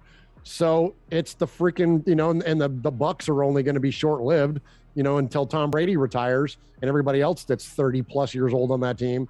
So you're talking about a team that's foreseeably going to be good for a very long time, unless we hopefully see them get into like cap trouble or something. But outside of something like that, or a major injury or something, like they're the best team in football and going to be for all intents and purposes. Don't get me wrong, any given Sunday, and not to say that they won't lose and whatever. But look, man, we're the only one that knocked them off last year. So until Tampa did it. So it's to beat that team and to win the AFC West, I think is an awful, awful tall order. So yeah, I think regardless, we're going in as a wild card. We're gonna see if your total's right in a minute. I'm gonna go 10-7 now. 10-7, yeah. Again, we're gonna answer these questions in a minute, but I think they'll be 10-7. We're actually gonna do the schedule. We're gonna quickly say win, loss for the teams in a minute. But I think it's going to be 10-7. We'll figure it out once we look at it. Bold predictions for the season. I believe that Willie Snead will somehow, like Nelson Aguilar did last year, will end up being one of the best wide receivers on that team statistically. I actually think Willie Snead might be number one again in stats in terms of yardage on the wide receiver side of the ball. I just think a veteran, maybe with injuries or unfortunately, hopefully none of that happens. I don't know. I just foresee it again. On a one-year contract, Willie Snead like Nelson Aguilar did last year. I don't know. I kind of see it. Willie Speed being a little bit better than Henry Ruggs, Edwards, and Renfro statistically. I just not Waller, of course, not Waller. That's my bold prediction for the season. And yeah, do you have one? Yeah. So, again, my bold predictions are going to come from the players I think that are going to, yeah. So then give an MVP on offense and defense. Yeah. So my MVP I don't know how you can not pick Darren Waller here, is the MVP on offense. But here's where I'll go bold prediction. I don't think he's going to lead the team in touchdown receptions. I think that's going to come from Bryan Edwards. Yeah. I think when you look at what Derek likes, when you look at all the touchdowns that he threw in 2016, it was to Andre Holmes, it was to Jared Cook, it was to Michael Crabtree. It was big receivers that are able to high point the football, bully people out, box people out, and go up and get the football. Derek loves to throw the 50-50 ball. And now he's got a guy that is going to be an absolute. you got a Gay. He's going to be an absolute stud in the red zone to go along with Darren Waller. So I think that while Waller is going to lead in receptions and most likely yards, I think Bryan Edwards is going to lead the team in touchdown receptions. All right, give me your defensive MVP. I'm going to go with, there's a really big chunk of me that wants to go with Trayvon Merrick. I really want, but the fan in me wants to pick somebody in the secondary. I'm a huge Jonathan Abram fan, and I really want to see him break out and to be the defensive MVP for the team. But I think that with the amount of veterans and the amount of production that comes out of the veterans that we have signed, especially in somebody like Yannick Ngakoue, I think that that's the guy that's going to be the MVP of this defense. I think he's going to get to the quarterback a lot, and I think that that's also going to open up for Max Crosby to get to the quarterback a lot and to return to that 10-sack type form that we saw from him in his rookie year. So give me Yannick Ngakoue, man. I think that he's a perfect fit to this team, and I really look forward to watching him play this year. All right. I'll stick with that sentiment. I'll start with defense. I believe the MVP at the end of the season on defense, I'm going to throw it out there. I'm going to say Kj Wright. I'm going to give this man some faith. We've needed a linebacker. He's coming off injuries. Maybe he has one good year in him. And he's a great man off the field. He does a lot for his community. And I really think he might be able to get a little bit of spark of those days with Gus Bradley in Seattle. And I'm gonna say KJ Wright leads the team in tackles, and he was like a mainstay. It doesn't mean he's the MVP. He got all the interceptions, all the sacks. It's just he solidified our linebacker core against tight ends. That's what I want. So he's the MVP on defense for me. Then on offense, I'm going to go with the man nobody thinks about, nobody talks about. I'm going to say the MVP will be Kenyon Drake, catching the ball out of the backfield. I think he might actually have over 700 yards out of the backfield under Derek Carr. I love everybody to be the MVP. I would hope the O-line would be the MVP. Derek Carr, I don't care any of them. I know Darren Waller is. But I think Kenyon Drake out of the backfield is going to open up some weapon that they haven't had for a long time against this team. I love that, and I think that he's going to be an amazing red zone help too, because he's, while Josh Jacobs is a very angry runner and very strong in the way that he finishes and does fine in there, I think that that's also what Kenyon Drake does very, very well. Also being a big bodied guy. And wouldn't you love to see him be like the new version of Zach Crockett or something? He's the guy that when you're inside the 5, you just turn around and give it to him and he's going to go punch it in there every time. Who's the equal to Kenyon Drake in Gruden's old offense with the Raiders and Tampa Bay? Well, I think that he's Zach Crockett with hands. You know what I mean? And not that, Zach wasn't known for, not that he couldn't catch, but he wasn't known for being a receiving type back. But shoot, Kenyon Drake can line up in the slot. You know what I mean? Like he's going to be all over the running back that we had when we went to the Super Bowl. I'm blanking. Well, we had back in that era, we had Tyrone Wheatley, we had Charlie Garner. I'm comparing Drake to Garner in Gruden's system for some very reason. much so. Yes, because Charlie was a good pass catching back. Now Charlie didn't have the power though. Like Kenyon Drake is almost like a perfect hybrid between Charlie Garner and Zach Crockett, and like he does both of those things very, very well. Yeah, I'm with you, dude. I think he's going to catch a lot of passes. Because that's kind of something that's missing from Jacobs' game, right? We don't see Jacobs catch the ball and a lot of ability in that area. So I think, this offense is going to be legit. It's going to be interesting. Yeah, we know who we got in offense. A breakout player. This is a player, doesn't mean you're MVP. It's just a player that nobody expects or much of, even going into the season, where they just break out. Give me one on offense and defense. A breakout player. Offensively, I'm going to go with Henry Ruggs. I think that, he is much maligned that, it often takes wide receivers 2 or 3 years to really find their home in the NFL. And unfortunately for Ruggs, last year was one of those years where rookies broke out. And CeeDee Lamb did well, and Jerry Jeudy did well, and Justin Jefferson did well. And Henry Ruggs, while he had flashes, also had to deal with some injuries and whatnot, and he did not have the breakout year last year that those other 3 guys did. And so he's immediately compared to them. And I think that's unfortunate because when we drafted Ruggs, we knew he was the project, right? That you had the guys like CeeDee Lamb who were plug and play. We knew that those guys were going to be good. They are, quote, pro ready, whatever the analysts call them, where Ruggs didn't have as much polish to his route running and whatnot, but he had this raw talent that was completely unmatched compared to the rest of the guys in the wide receiving class. Just give me the players. Sorry. I'm sorry, but, I love you. I'm glad to be back, but we're going to be hitting 2 hours, and it's only supposed to be an hour and a half. I'll tell you why. Henry Ruggs is going to break guys. He's going to be a badass.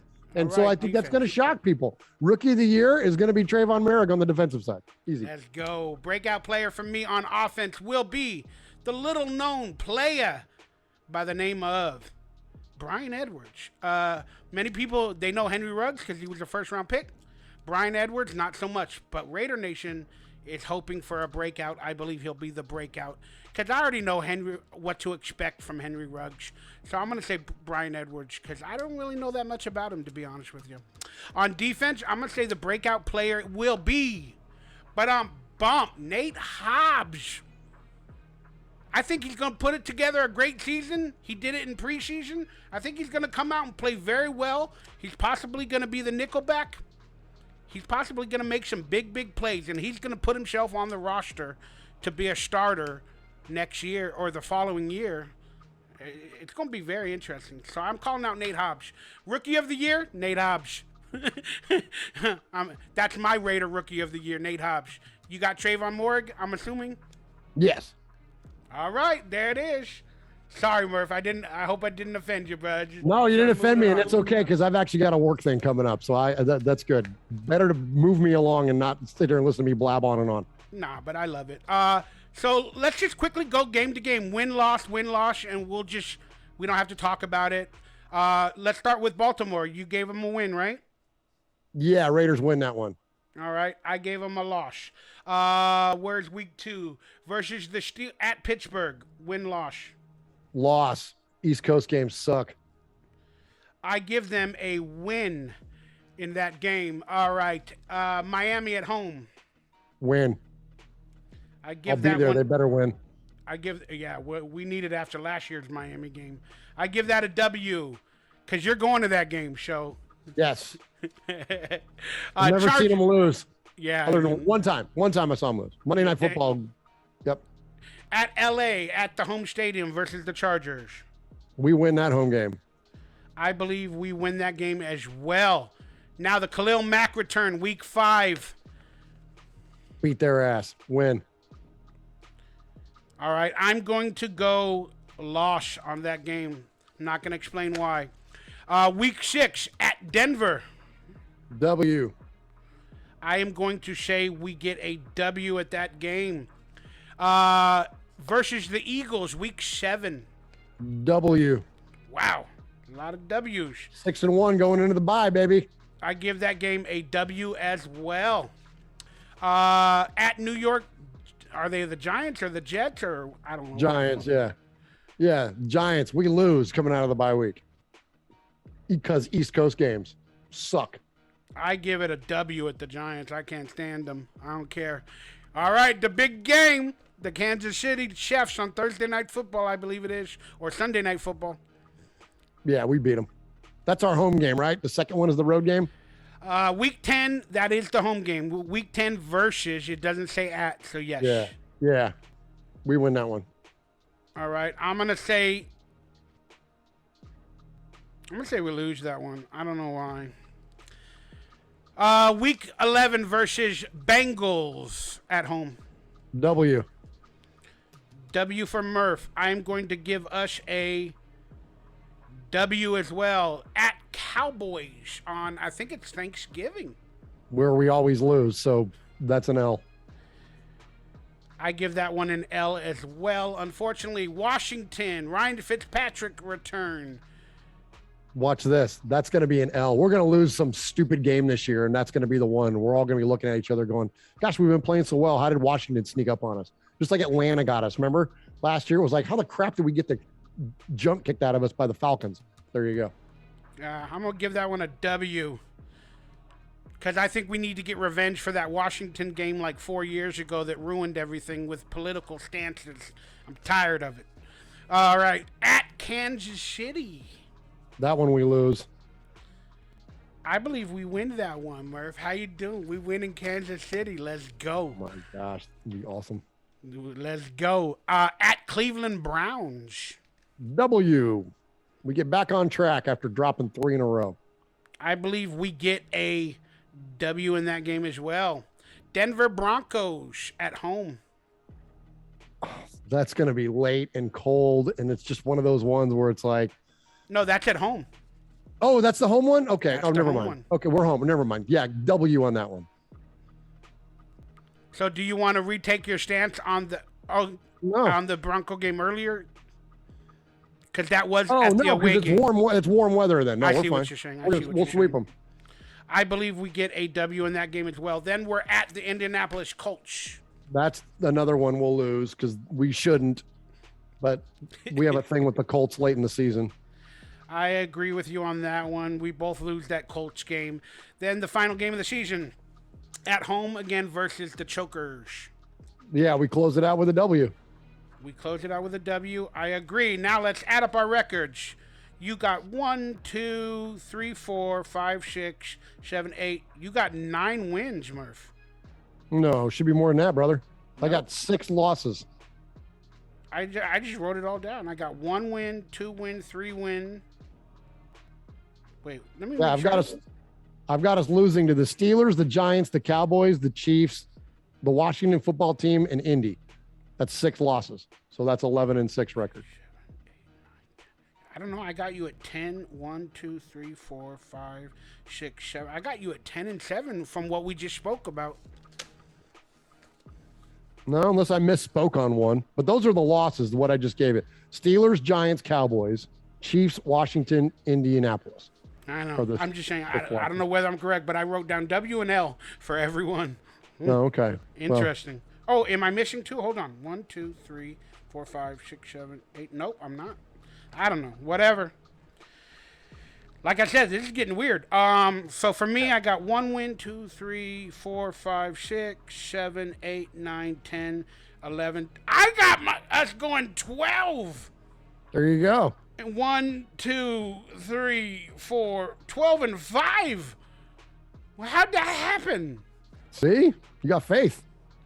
Well, I was 10-6 a minute ago. Well, how'd that happen? I don't know. I told you. Now I'm going. I'm not trusting your tally counts over there, Mikey. I guess. Look, we're gonna be anywhere between 10-6 and 12-5, or whatever my record, or 10-7 and 12-5. All right, hey, Mikey, that was fun. I may have to grab a call. Yeah, go. Are for we it. live right now? Are we live on? We are, but yeah, do what you got to do. Okay. This might be my son who's going to graduate boot camp in take the call. I'll talk to the fans. He just. All right. Let me step out for just a half sec. Yeah, no worries. So there it is, Raider Nation. I don't know what mistake I made right there, but I had them going 10 or 7 earlier, and now I got them going 12-5. So no worries. We'll move along. Okay, I missed getting the call there. If he calls back, I'll have to grab it. But okay, sorry. We'll go ahead and move on here. Yeah, no worries. Okay. And like I said, I've got a work thing coming up too. So. Yeah. Well, we're getting right into it. We're in the fun segment, the final few minutes. So we'll move it along. We're gonna play a game called Raider Guess the Movie.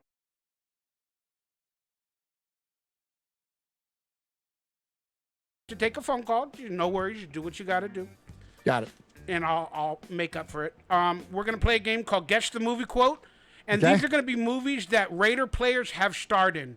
I believe the Raider players throughout the history had the most actors in their history. So let's start at number 10. Here goes the first movie quote, and then Murf is gonna try to guess the Raider player and what movie or TV show on some occasion. Okay. But I'll let you know before. This is a TV show. Okay. All right. Here's the quote. Damn, Screech, you're growing up. Oh, Bob Golick. Of course, and that is Bob Golick from Saved by the Bell, the college years. Good one. Nice.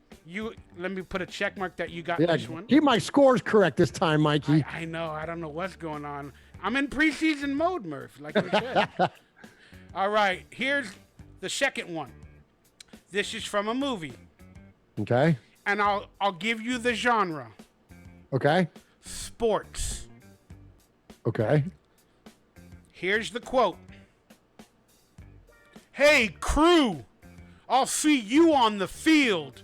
Then he puts his head into a locker room, into a locker.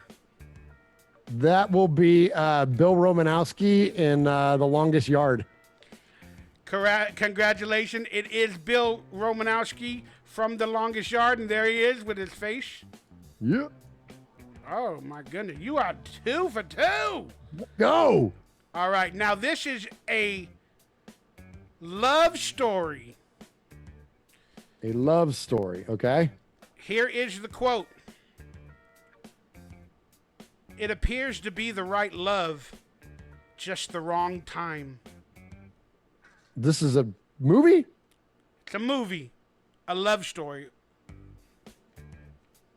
It appears to be the right love, just the wrong time. Wrong time. It makes me feel like it's you said it's a love thing, not a sci-fi thing. Oh gosh. Oh, you might have got me on this one. I know, is Nnamdi, I know his wife is an actress. I don't know if he's ever been. I'm going to go with Nnamdi Asomugha. Do you know the name of the movie? Are you going to throw a movie name out? I have no clue. I've never seen him in a movie, but I know that his wife, Kerry Washington, is a very prolific actress, and he is dabbling in that world now too. So being that the quote's not familiar to me, I'm going to go with the guy that I've never actually seen in a movie.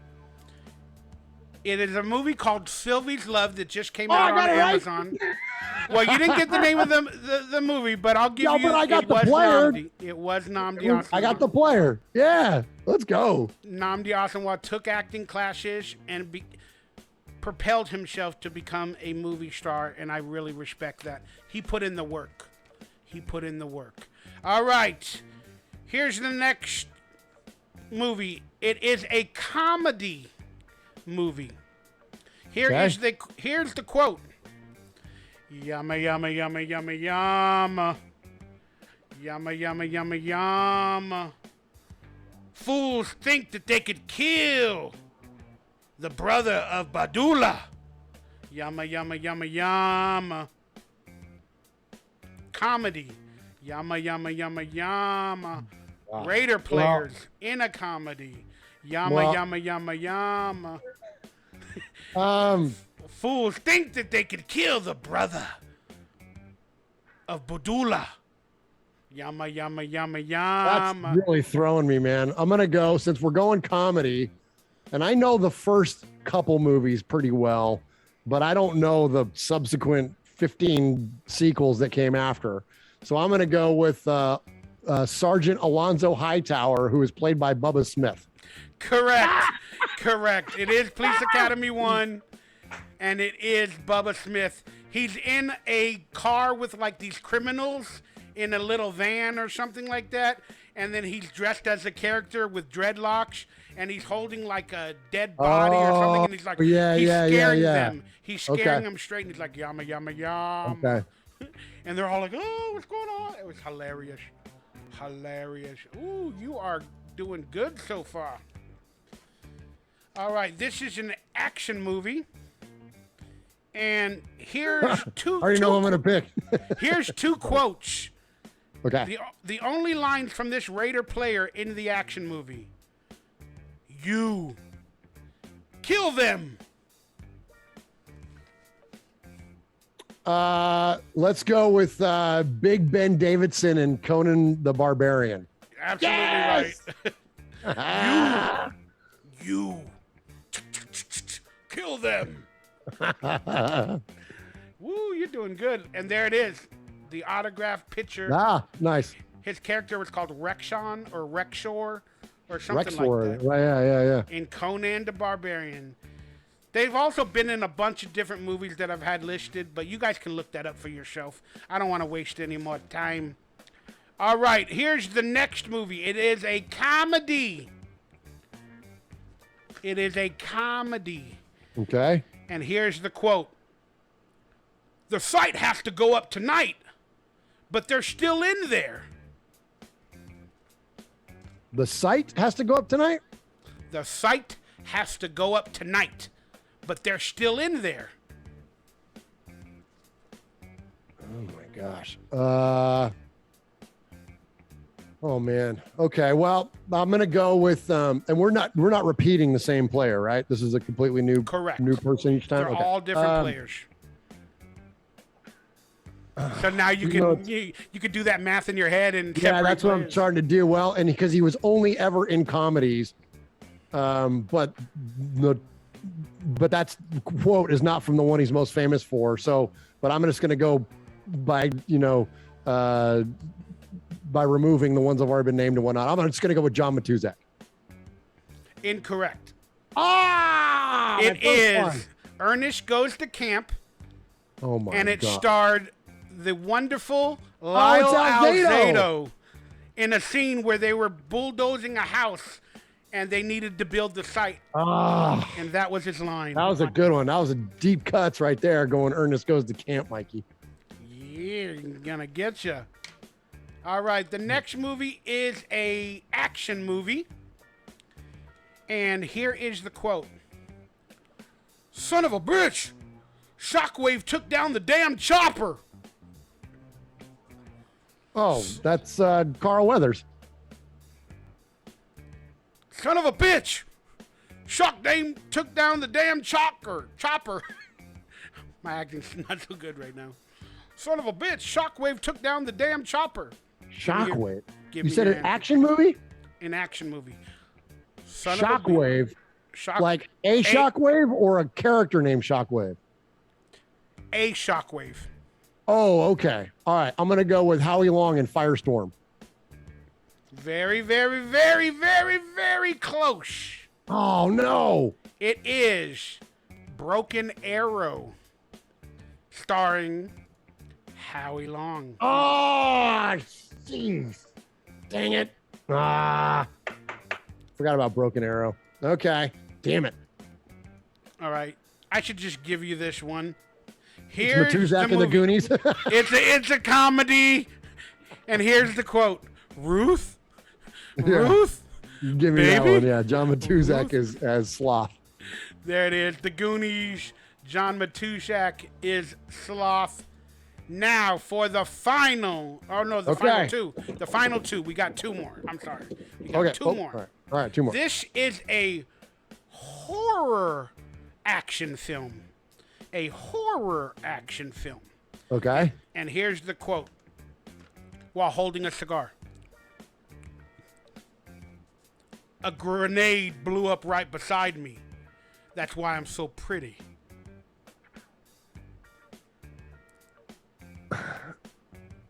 I'm going to go with Fred Williamson, and I'm going to say the movie is Dusk Till Dawn. You're dang right. You got it. That's a great movie. Woo, you are getting it good. There it is. Dusk There Till he Dawn. is, the hammer. All right, we are on the final Raider player in a movie. Okay. It is a action drama. Okay. Action drama. Here's the quote. I love this quote, by the way. I think I watched the whole movie to get this quote. Who discovered America? In Italian, right? What would be better than to get it on with one of his descendants?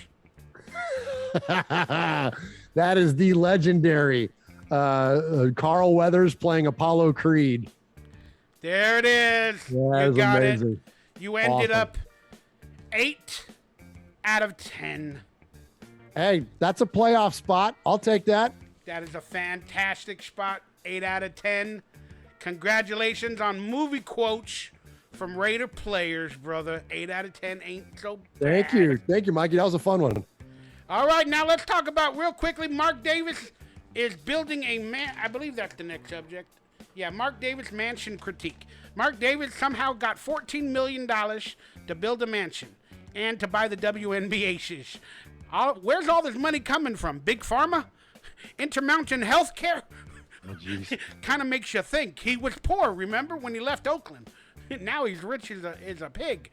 All right, but the stadium, some compare it to looking like the Roomba. The Allegiant Stadium, they say it looks like the Roomba. But Mark Davis is building a mansion.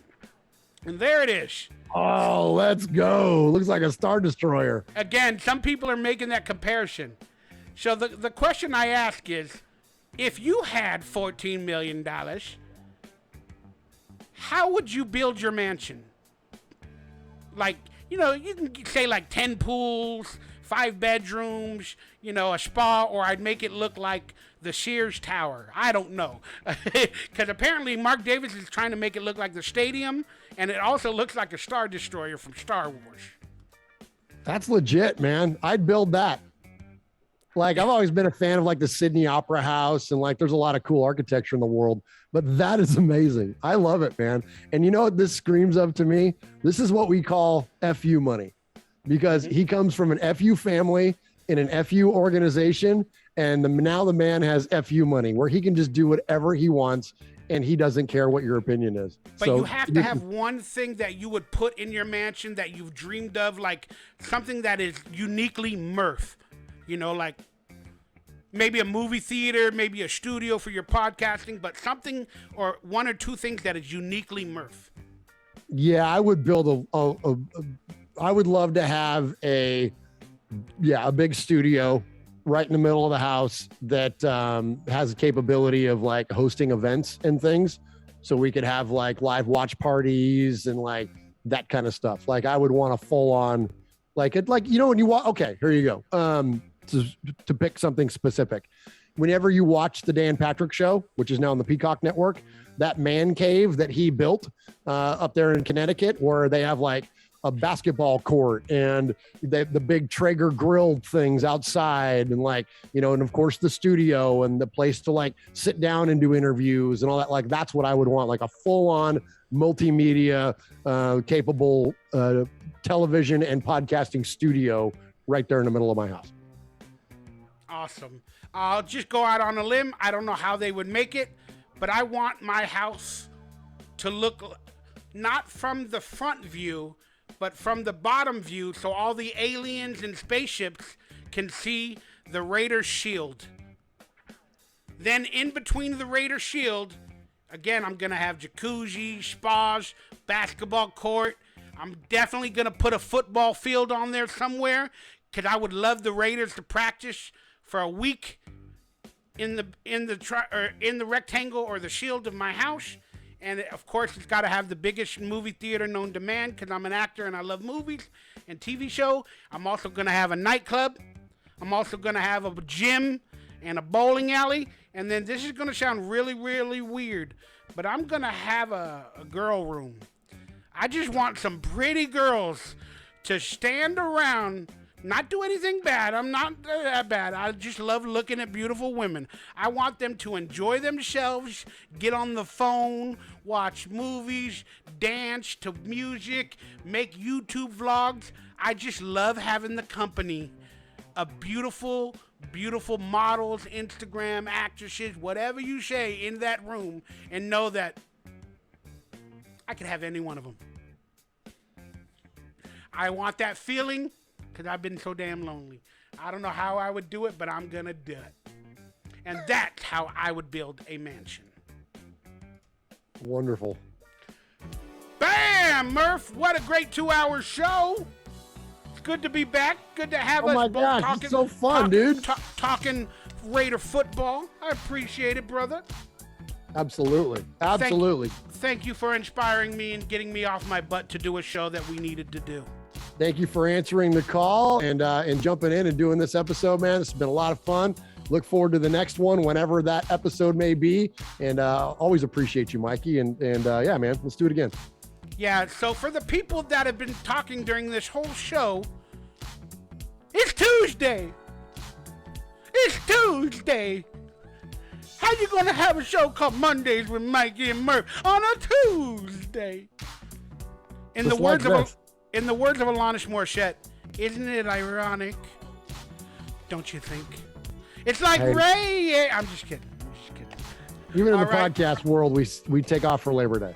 We take off for Labor Day. Murf, you got any quick little shout outs you want to give? Say anything to the nation? Yeah, follow us anywhere you can on the socials by just at Raiders Fan Radio. You can find me directly at _Murf on Twitter. And we appreciate all the support you give to Raiders Fan Radio. And you can find us on any podcast service just by searching Raiders Fan Radio, or you can find us on the YouTubes by searching for Raiders Fan Radio. Yeah, we do a show every Wednesday at 4 p.m. Pacific and 7 p.m. Eastern time, and appreciate you, Raider Nation. And just know this, that any of the support and love that you give us online, any of the money that we generate, any of the revenue that we get, we give 100% of that money away to the One Nation Foundation, which gives to Raiders related charities. So thank you for all the help. Thank you for all the amazing support you've given us over the years.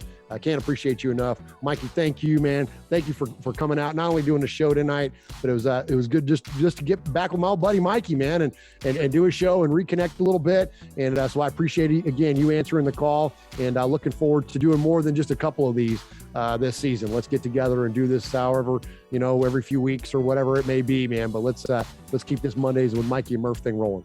Thank you for the faith, the patience, and the love and respect. And depending on where you're watching this, whether it be Murf's channel or my hidden YouTube channel or my Patreon or my Twitch channel, thank you guys for tuning in.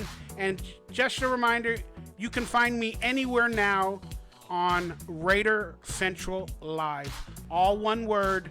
Search any outlet except Twitter. I'm at Mikey Raider. But Raider Central Live, one word, on YouTube, Twitch, you can find me there. Hopefully links will be in descriptions for both of us on some of these videos. I love you guys, and all I can say is let's go Raiders. Let's have a great Monday Night Football, brother. See you, Raider Nation! Let me do the little outro song like I always do if I can get it running. Yeah. We got to end it with the song. See, look, I don't know what button I'm pressing. I'm still in preseason mode there, Murf. There we go. Look at this. See, I'm in preseason mode. I can't end it. Here we go. This has been Mondays with Mikey and Murf. We talk some good Raiders nonsense and football dirt. We had a great blessed time together. All I know is that we're going to have a good year, and let's go. Thank you for tuning in to Mondays with Mikey and Murf. We'll see you soon. I love you. Love you, Mikey.